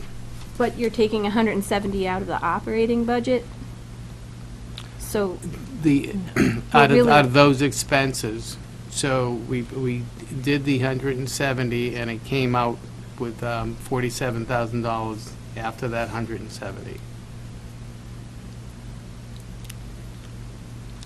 So we applied the expenses, and the profits came out at about $47,000. Okay, so the program brought in, say, 220, about 220,000? Yeah. Okay, I get it. I think that report said we had a balance before the beginning of the year, somewhere around $800,000 in the account. Okay, and then by the time we finished all the profit and loss for that, we added about $47,000. So we ended last year in June with about $850,000 in that account. And now this year we'll have operations, and this year again we will charge at least $170,000 for that. But there's going to be either a profit loss, in that business. It just happened that last year was a problem. Yeah, and enrollment's down a little bit, so I can't say here right now that we're not going to have a loss for this year. I think Aisha just projected the enrollments for me, and based on the revenues, and because we're going to talk about those for the revolving accounts. And I'm seeing, expenses in 740, but my revenues are only projected to come in around 660, so I might have a loss this year. Right, but I can't say for sure until the end of the year, because the enrollment tends to be more fluid than what we would like.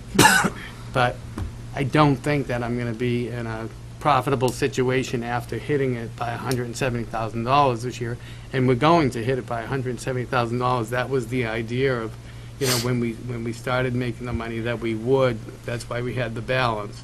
So even though that balance may go down from 850, we're still okay for a few years, because what we want to do is have a normal, steady offsets to our operating budget. And this is a good program that benefits all the citizens, that does that, I think, in a cost-effective way for the taxpayers and for the school system.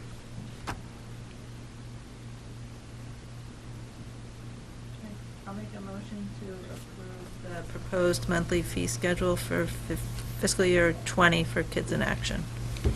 Second? Oh, sorry. Ed, thank you. Any discussion? All in favor? Aye. Nay. Any opposed? Nay. Did everybody vote? Okay. All right.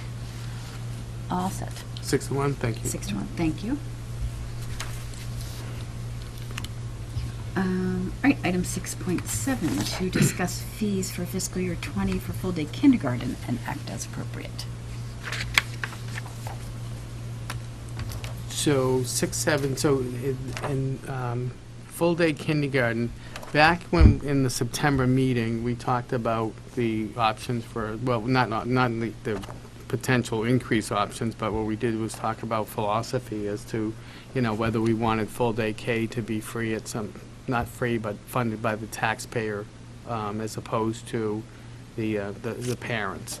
And along with that, what I thought I heard was that there may be a general consensus or view that we may want to get there at some point, but this year we were going to at least have, and I thought it said a market rate adjustment. So, and the options, if we ever wanted it to be no charge to the parents, one of the best ways to do that would be not to increase this fee at all, so that over time, over the next 5, 10, 15 years, it becomes less and less significant relative to the overall size of the budget, and therefore would be more easily absorbed than if we continue to grow it over that same period of time. Because if there ever wants to be a motion to say, hey, we want to do this now, it'll be a much bigger number, because we will have continued to grow this over the years.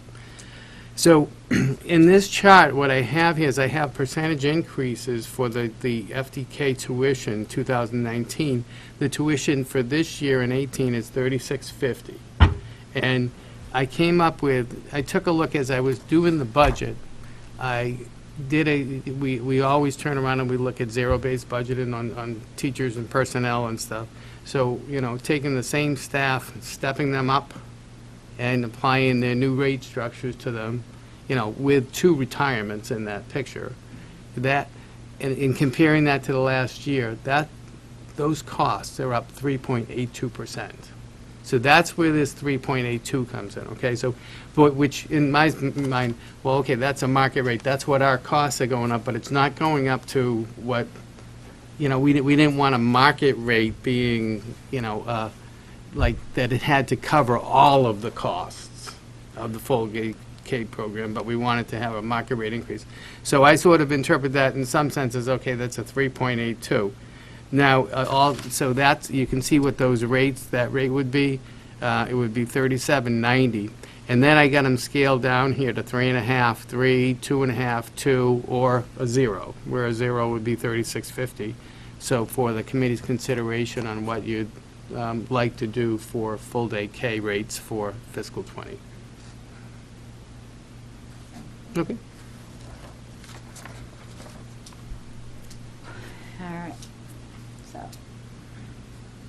thoughts? I think I just said my piece.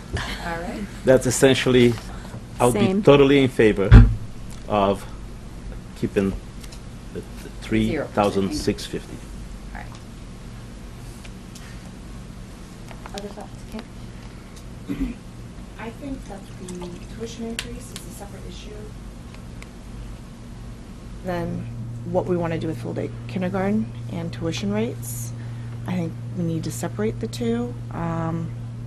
We've had this discussion so many times, and what was originally agreed when full-day kindergarten was implemented was that we would have a sliding scale so that all families could be able to participate in this program. Right. And it was never intended to be a free program. So I think we need to have that conversation separate from making a decision on what we want to do here. And John can clarify, but there is still the sliding Yeah, scale. there is a definitely sliding still scale. in there. Okay, so whatever rate you set will slide. So we'll Right. have like 4 different components. We'll have I think a 50%. Do we have 3/4? So I think we have 50, then a quarter, and the full waiver. Do we have a 3/4 as well? I think so.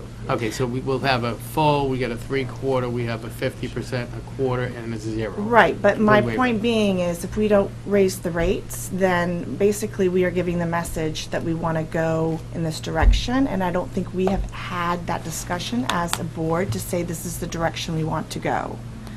So that's my point. Well, I mean, at the, was it the early September meeting, we had discussion around it, and We touched on it, but we didn't come to a conclusion. No, Right. there was no vote. and I think what John is saying, though, is that if that is where the committee thinks they're heading, that they'd like a fully funded kindergarten Right. program, then every year that you add incremental, particularly if it's large increases, right, then it just gets harder and harder to replace that revenue. I understand, but I think that's a discussion for another time and not for tonight, because we should have had that discussion before voting on the fees. And we haven't had that discussion as a board. We had it, we touched upon it, but we Right. didn't really make a decision. No, we have not come to a What we want decision to do. on I it. mean, even some of us said, if we want to go to free full-day kindergarten, then maybe this is something we need to take to the town and not for us to decide. So there were a lot of different opinions, Mhm. and there was nothing, though, Right. no, definite. absolutely. So I would say we take that discussion up another time, and we talk about what we want to do here with the fees, but not based on the fact that we want to go towards full-day kindergarten, free. Right, so this or discussion tonight is just on. Taxpayer-funded right. kindergarten, let's put it that So way. this discussion tonight is just on whether or not we want to increase the tuition Right. rates. But if people are thinking about that in the back of their minds, I mean, we're not going to discuss that tonight, but if people are thinking that in their minds, but we are just discussing this tuition Right, rate and I'm increase just for this year. reminding, Yes. though, everyone that we haven't really made a decision as a board, nor have we brought this to the town. Right. It's only been slightly touched upon. I would like to stay with the initial thoughts when this was implemented, which was in what year, Liza? So it's only been around now for 4 years? This be 4? 3 4 years, years? 3 or 4 years. This would be the 4th year. This Yeah. would be the 4th year. Fiscal '20 would be the 4th year, yeah. right? I don't want to sway from what the original school committee, who worked very hard and did all the dirty work, went into the numbers from their thinking behind it. Okay. until that other conversation is taking place. Okay. Carrie? So, from what I remember, that was kind of the intent, was eventually to make it free, not right away, but to move towards that from the original school committee, and this was just from going to meetings. So I could be wrong. If there's documentation or something out there about that. I also disagree with going to the town. I mean, we are the school committee, so we're supposed to make these decisions. And I am in favor of moving towards free full-day kindergarten. That's something that's going to take, it'll have to happen over time. It's not something we can pull the rug under. So I think, I don't know, I think I'm in favor of either keeping it at zero or just increasing it just a little bit. I think if we're going to have it absorb into the budget, we need to start moving in that direction, and it's going to take many years. John, what have we done traditionally with an increment, with an increase in our fees? Has it been the COLA, cost of living? I mean, the 3.82 or whatever it was these previous 3 years? I think we kept it constant 1 year, at least 1 year, and then last year I think was the first time we did an increase of 2%. Would that make sense if it was 35? I don't think you've ever given us It was 35. what the equivalent, like, the equivalent 3.82%, I don't remember getting. Times 1.02. We might have done two. I think we did I think we did, something. Huh? Yeah, It was 2. Yeah, we did. We must have done 2% increases. 2%. Yeah, each we probably raised the 2% 1 year, and then I think we raised 2% another year. Because when I do that, I come up with the 3641, which rounded is going to be, we'd probably go up to the 3650. So it's very close to where we're at now. Well, I'll give you all a play-by-play of the Saturday morning when full-day kindergarten was ultimately approved by the school committee. It was a very heated, close discussion. It was a 4-3 vote in favor of charging a fee. It was three votes that wanted to make it free, if you will, and there were 4 votes that wanted to impose a stipend. The numbers that were kicked around initially back then was the best guesstimate was it was going to be $1 million. And that really was the concern of the people who voted against free kindergarten. It's ultimately come down, and I've watched it, it's much closer to $800,000. I think Kay is absolutely right on when she said that's a separate discussion from tonight. I really believe that. It wasn't, Carrie, it wasn't so much the intent, but rather was the hope of the people, referencing that school committee. It was a hope that it would become free, but it wasn't a guarantee or whatever word I'm looking for. And I think a historical token increase is in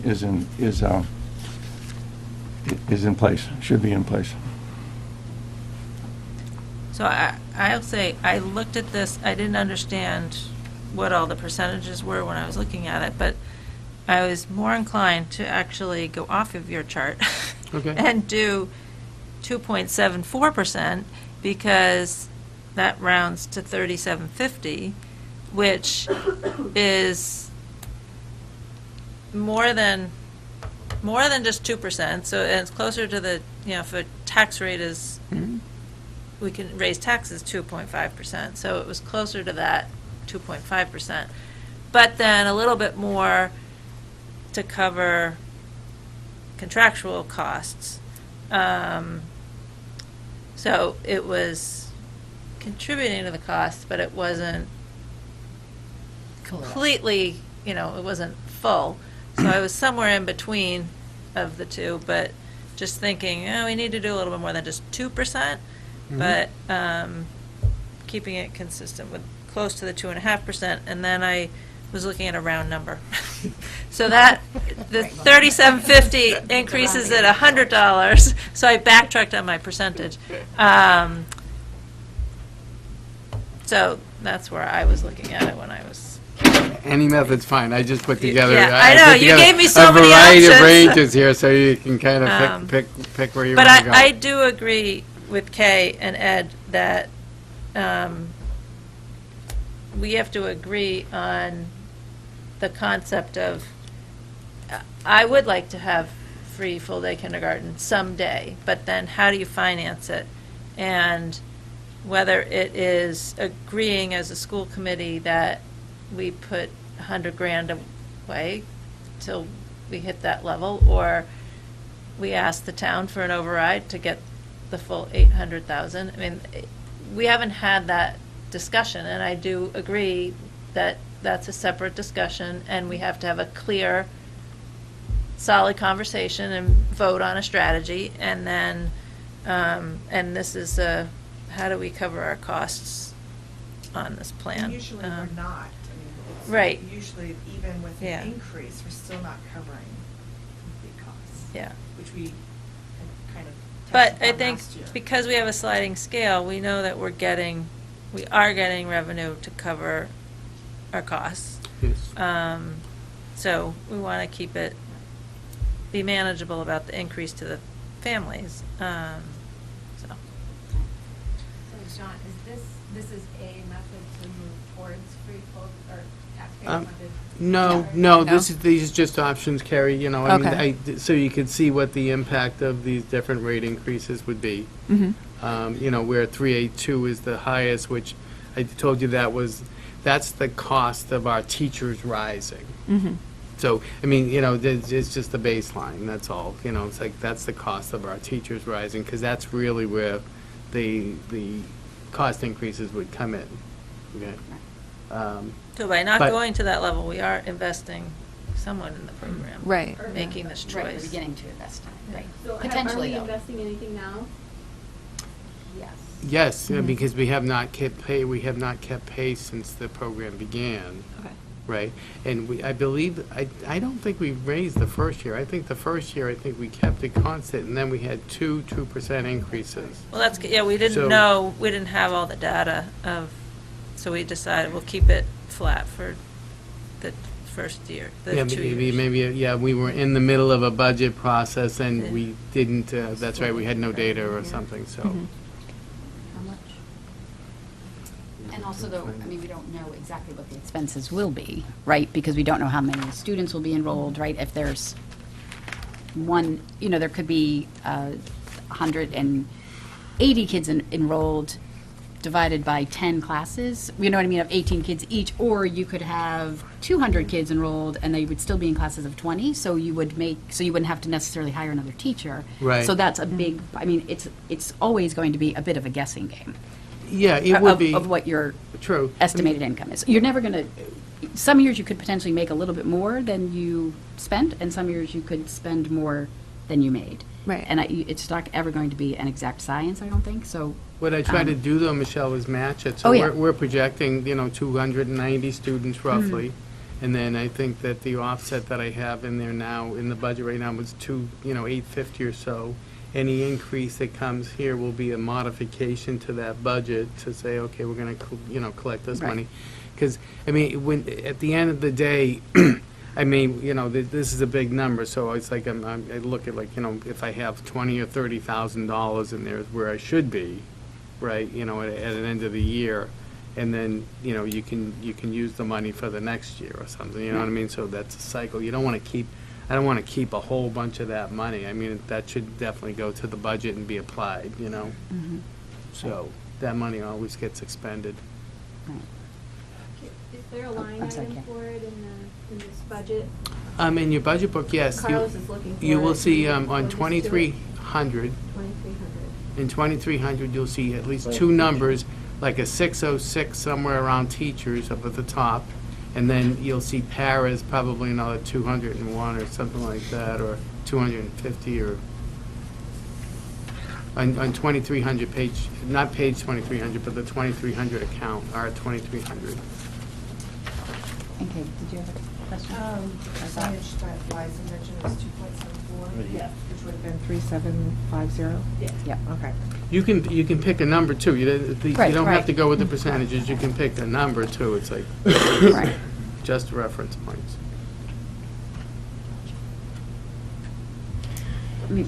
Go ahead. No, go ahead. Well, let's get started. Yeah. I'll make a motion Oh, okay. to instruct the Director of Business and Support Services for an increase of 2.0% to be consistent with our previous 2 raises. I'll second that. 2%. Second, all right. Second could go All right, discussion? I think that's too low. I'd like to amend the motion, right? Or do I amend, or do I put another motion on the table? You can make a substitute I've done this motion. before, but I forgot, so I want to make sure I get it right. Make a substitute motion. I'm gonna, I thought I was gonna amend the motion.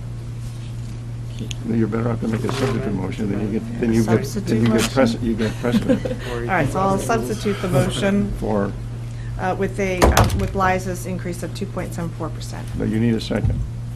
I'll second And that's $100, right? And With it's a a round $100 of increase, $100. okay, so Yes. that was Kay. All right, and the first Liza was the motion, who second. seconded? Okay. I second. Okay, thank So it's you. not a substitute, it's just a second motion. Well, No, I no, see. this She is, now used the this is the motion. motion on the table ta- right on the now. table. She's Discussion on the modified it. table. She changed the motion. So discussion? Now you're voting on 2.7. Yep, a Excuse me. $100 increase. 110, right? 100. $100. It would be from $36.50 to $37.50. Carlos, That's you were what you just wanted, talking Liza, about right? Not how well- 2.743529, right? You want $100. Yeah, go ahead, Kate. Yeah. So let's go there, or, you know, or if somebody wants to move to a percent, that's fine, but let's not go into the 1/10 of a percent to get the round number. So the motion's been, the original motion has been substituted to call for a $100 increase rather than a percentage increase. Right, by Kay, By Kay, and seconded by Liza. Discussion on that motion. No? Are people ready to vote then on that motion? So they're voting on. So you're voting on $100. a $100 increase versus a 2% increase as originally. Carrie, do you have a question? No. Okay. All right, so, all in favor of a $100 even increase to the 2020 kindergarten tuition, say aye. Aye. Aye. All right, so Who was that? Libby? Neil? Okay. That's 4. And then, well, those opposed? Nay. Nay. So 3 opposed. So 4 to 3. So it carried? So the motion carries The 4 to motion 3. carries. All right. Thank you. All right. That was 6.8. The noes were. Nope, that was noes were Carrie. 6.7. Who was the noes? So It 6. really seems appropriate to mention at this Karen. point that this pre-kindergarten was the hope and dream of Dr. Gallo. Fully funded kindergarten, as John likes to say. It's not free. I like to Somebody say has to pay. taxpayer funded. All right, so 6.8, to discuss fees for fiscal year 20 for pre-kindergarten and act as appropriate. All right, so this one is, looks a little more confusing on the chart, but I did a similar thing, just showing you different rate increases for the pre-K. So now this is a required program that we need to have within the district. Okay, and these tuitions are really for the typical kids that would go in along with the program. The results that I'm seeing based on the revolving that Aisha just put together for me seems a bit, revenue there is declining a little bit. It had declined a lot. I mean, we used to have a lot of, this revenue used to be a lot higher before we introduced full-day K. And, if you look, there's an offset in the budget that for this, from this pre-K account of $220,000, which we tend to preserve year to year if we can, so we can continue using it as an offset. But realistically, the revenue that we'd be generating from these tuitions is probably going to be somewhere between $45,000 and $60,000.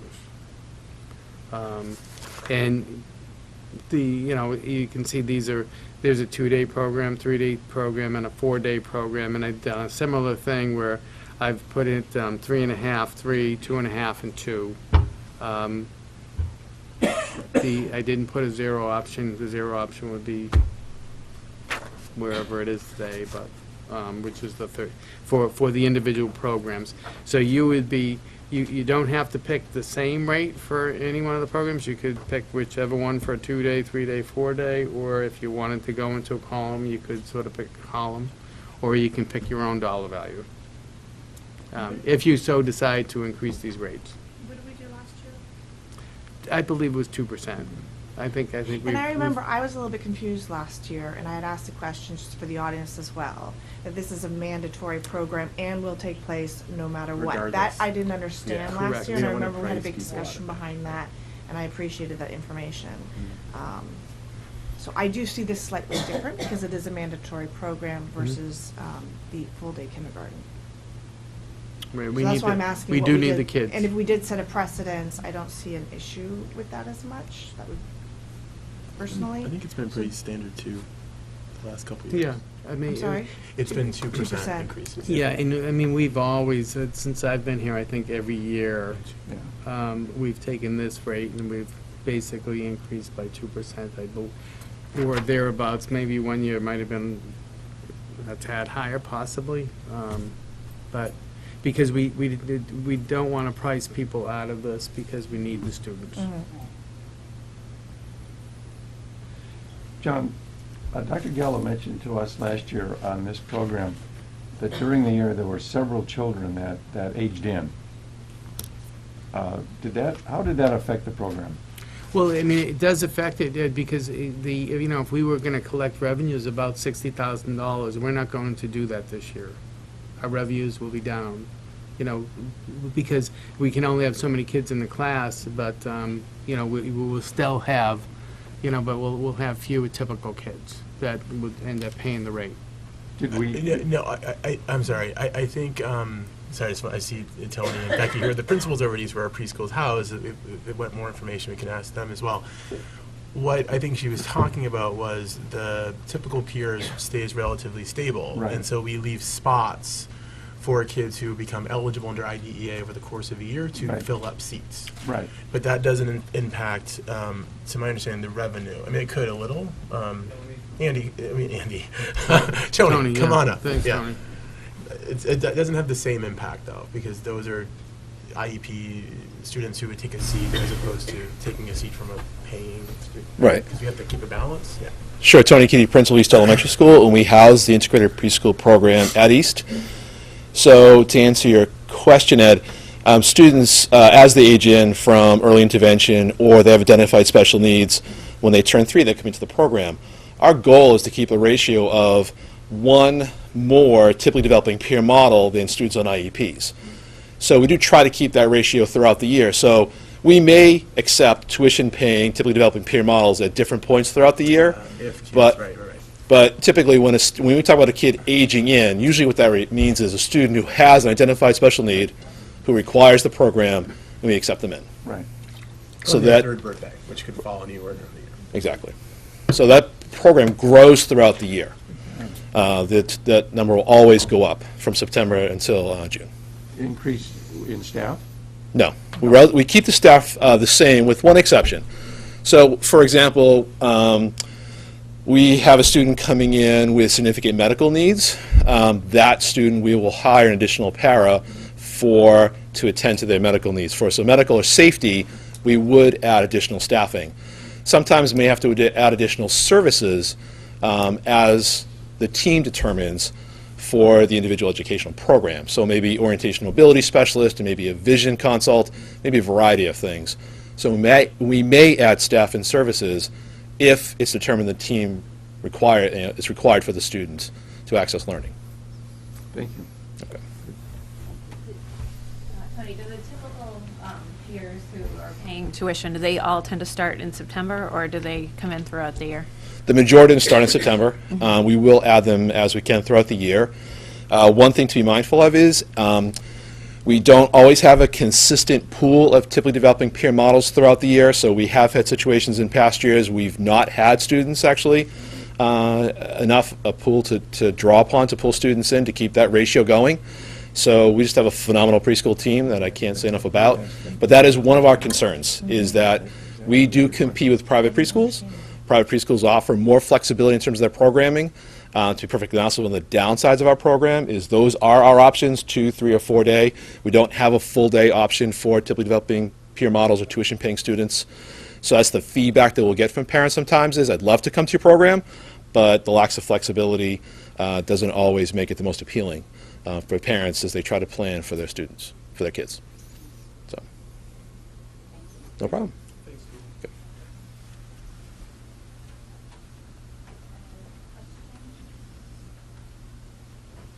Anybody want to make a motion?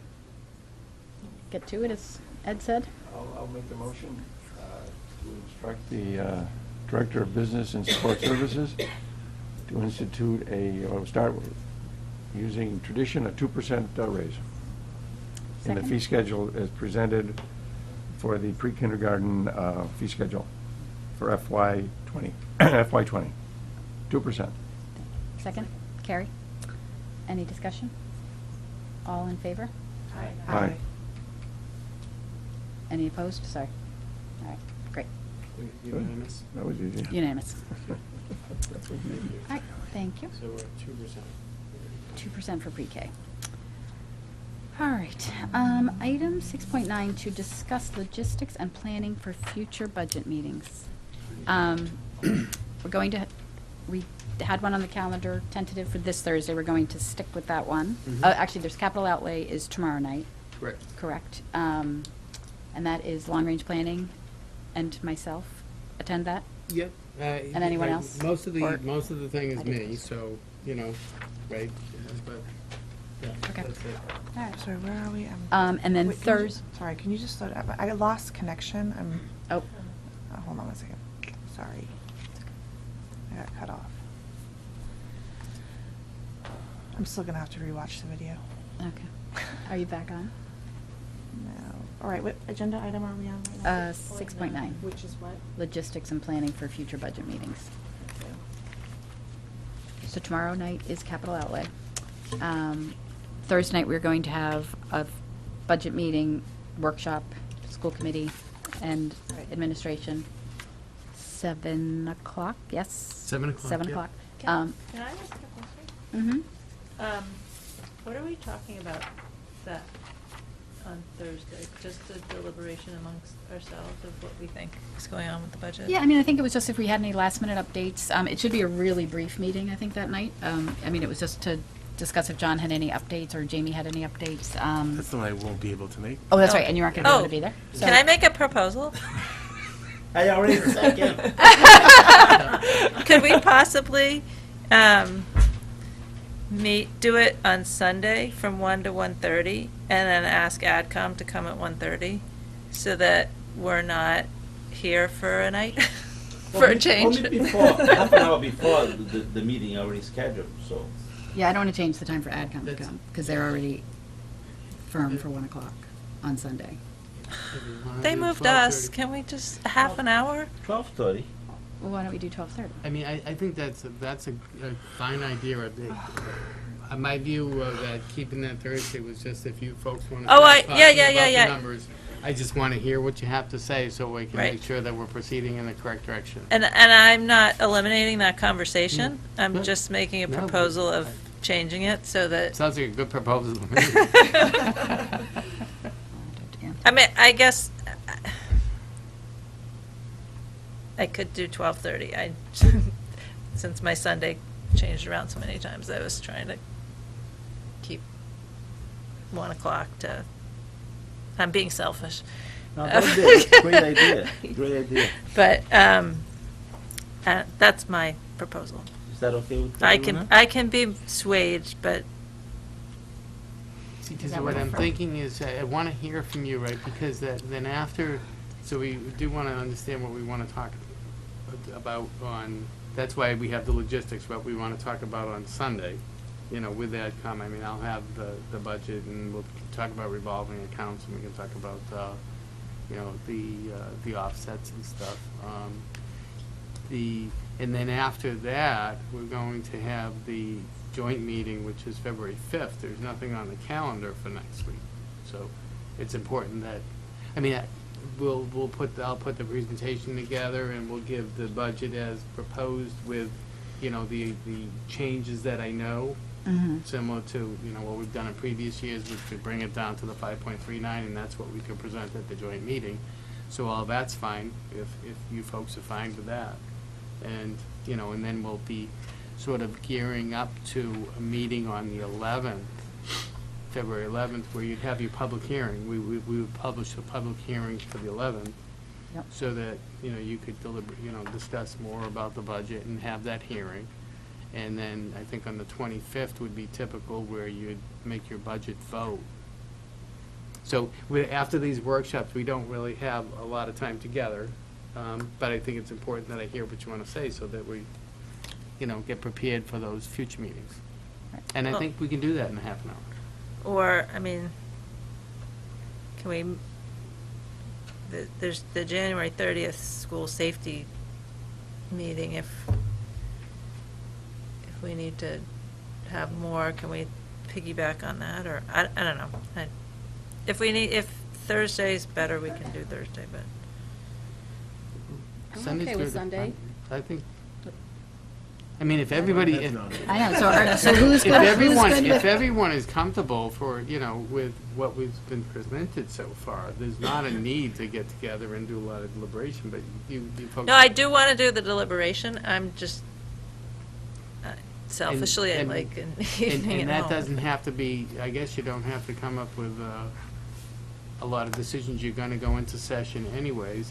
You could deliberate a little bit. We could go into AdCom, and then if you felt like you had to take, do more deliberation after we finish that meeting. Or we could, we could you deliberate could- after you could AdCom do is that, here. Mhm.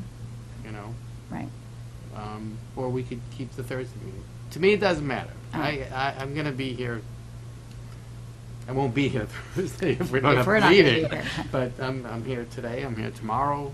Okay. I'm here Thursday, it's fine. All right. I'm here Sunday. I know. Like, I know you can be here Thursday. I can't be here Thursday, Sunday, that's fine with me. Sunday's okay with you? Absolutely. All right, Yeah. Carrie? Sunday? Carlos, Sunday, Sunday. 12:30? Ed, Sunday, 12:30? I would prefer to keep it Thursday, but Okay. majority rules. Yeah. Okay. Sunday. You want to do it Sunday? Liza wants Sunday. So I'm with you on What Thursday. did Michelle wants? I'm with him Yeah. on Thursday. I'm dropping my son off in New York, but it's, Oh. but it's a half, it's leaving at 7 versus leaving at 7:30. It's not a big deal. So I could do Sunday. I propose keeping it at 1. I don't want to change AdCom again. Oh. I feel like we've changed them a few times already. And not that we've changed them, but I think that it took some time to come up with that time.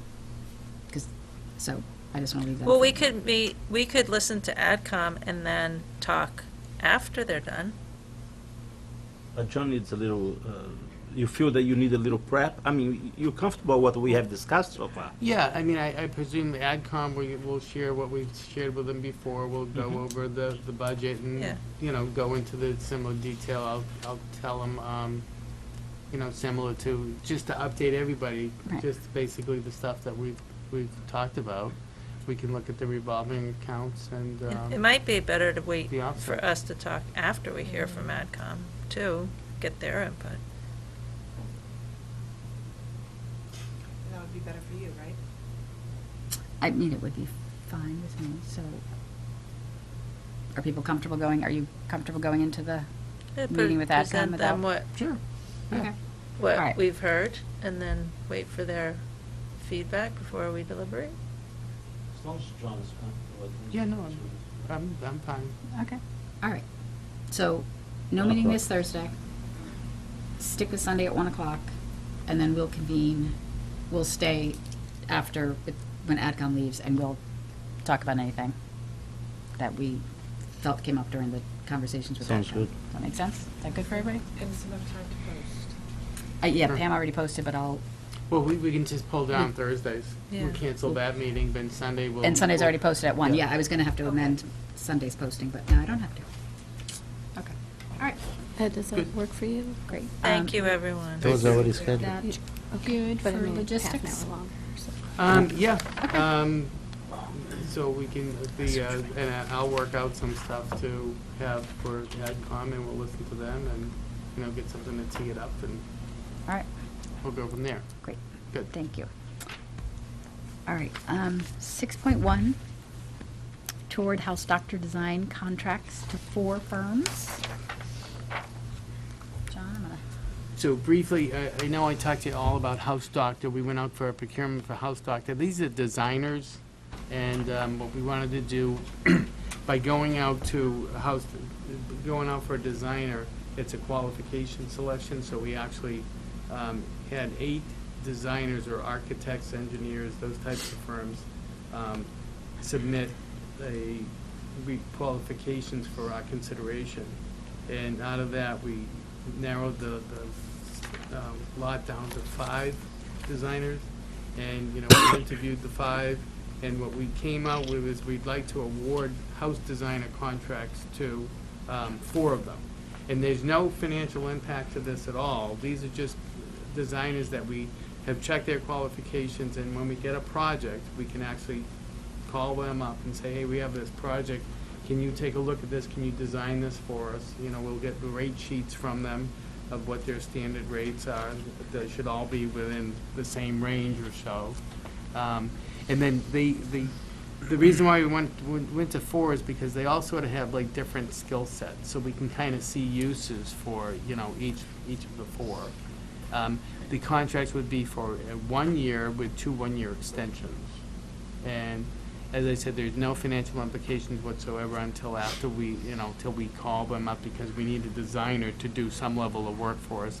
And we have, many projects such as that. Like one might be the Plymouth River vestibule, and, another may be taking a look at building 179. Is there something we should do here? Another may be, getting on some piece part about, hey, we have this master plan, can you look at this and, can you shuffle, what would it cost us to, or could you envision a scenario where we can move the Plymouth River office into the library and vice versa? Okay, so there's a good mix of designers in here. 2 of them are very familiar with us, Habib Associates and Wesleyan, which was, Wesleyan did a lot of that preliminary work for the clear story windows at the high school, and Habib we've used for roof. They're the ones that actually did the clear story official bid. And Johnson Roberts and Edward Rouse, both of them have some work previously in Hingham too, and they interviewed very, very well. So John, do we know what their rate is? So that, what they're gonna charge you per hour going into this? Once we award, we would get their rate sheet. And then if the rate's high, we negotiate with them too. It's like, give me a rate sheet that looks like these other rate sheets, or else you're not going to get a lot of work from us. So that's We're not putting a dollar amount? No. This is just I get that. So you screened for qualifications? Yes. Okay. Yep. So we, asked them for all their certifications, what about their people that work there, and what those qualifications are, projects they've done, and a lot of them came with they came with their house doctor projects, right? Ones that they've done, and these are typically smaller ones. I mean, if we went out to a building, and we knew we were going to have a multi-million-dollar project, we'd have to go out for a designer, anyways. We wouldn't pick one of these, but we have a lot of stuff. I mean, many of the jobs that we've done, we could have just picked right off the shelf, and it could have saved us 6 weeks of sort of procurement time and a lot of work at typically a busy time, which is just about any time.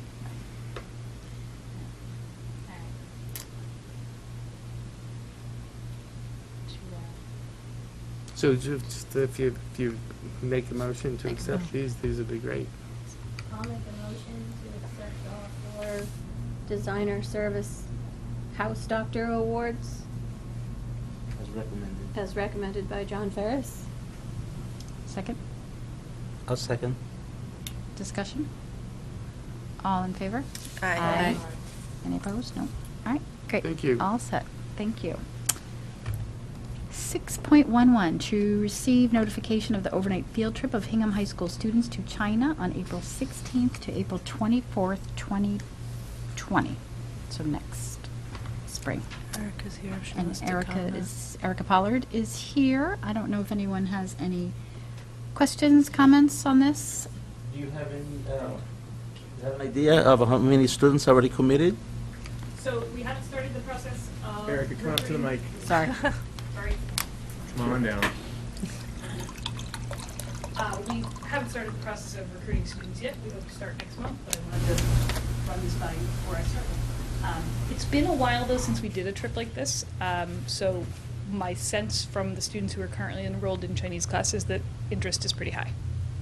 Yeah, because we had, not too long ago, a discussion about a trip to Europe, I believe. That was about, what, 5,000, maybe Yeah. even more, right? It's a little bit, no, it's a little under.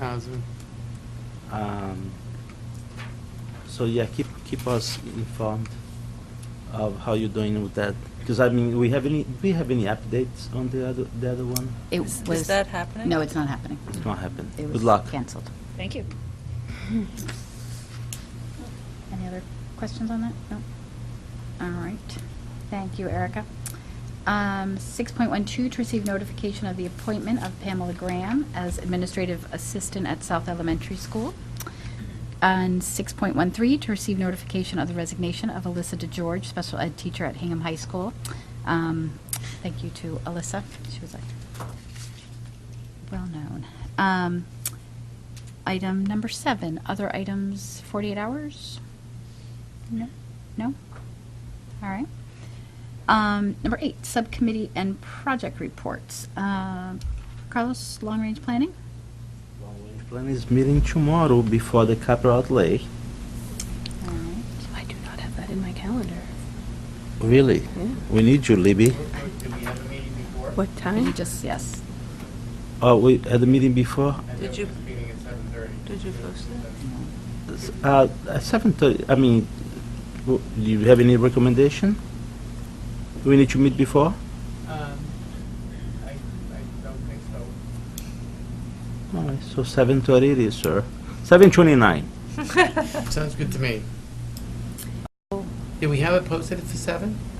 I think it's If- 7:30, isn't it? I'm happy to do 7. I mean, we can discuss, before we go there. What's posted? Let's go for the posted I one. just had 7:30 All in right, my mind. keep reporting, I'll check. Okay. Community outreach, Kay, anything? No, we need to set up a date. I might do that separate, just via email. Yeah. Anything? Nothing from community outreach at the time. All right. Anything for policy? At the time, no. No, all right. Salary negotiations?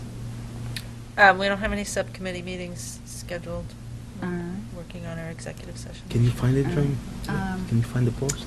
Special Ed Subcommittee, and I apologize, Carrie and Liza, I have the dates that I picked for February. And Suzanne, I will get it for you. I just found one the other day, and I was like, oh, this looks like a day that I have nothing to do. So I'll send it to you and circle back and see if that date works for you. Carrie, do you have anything for SNAP?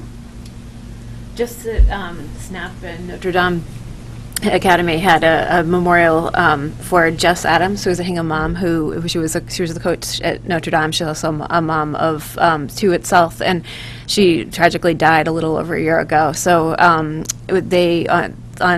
Monday, the Hingham girls played the Notre Dame girls, and they retired her number, and had a nice ceremony there. It was very moving. Wasn't sure who to root for, but everyone played really well. Jess would be proud. So. All right, thank you. Thank you. Anything for HAF? Yep. Yeah, so I attended a meeting on January 15th and just was blown away by this amazingly proactive group of women mostly women, there were some men in there too, who are finding new and creative ways to fundraise. Their goal is to raise $180,000 a year, because there's 180 days in the school year, and put that towards their Code Red initiative to bring computer science immersion into all the schools, and they are currently in their 2nd year of this immersion program, and it is going great guns. So they have, for the month of February, they're going to do a fundraising campaign with $40,000 worth from anonymous donors that will match what they can bring in from the community. And then also on February 21st, their Newcomers Club is hosting a Glove Up fundraiser to benefit HEF. On February 28th, HEF is going to be hosting an informative coffee at the community center. And they're currently working on a video that's going to compile all kinds of firsthand experiences from the teachers and the students, and they'll play that video at this coffee. That's the February 28th at the community center. And then on March 20, I mean, the list goes on. They're so amazing. On March 24th, the Orange Theory is hosting a fundraiser at 5:30. I just went to one for wrestling. I think that's the same thing that's just in the shipyard. March 29th is their big spring event, and it's going to be at Paragon Boardwalk in Hull. And this is a newly renovated arcade area with the great big space, function space. And they haven't decided on a theme yet. That's yet to be announced. That's on March 29th. So lots of really exciting things from HEF.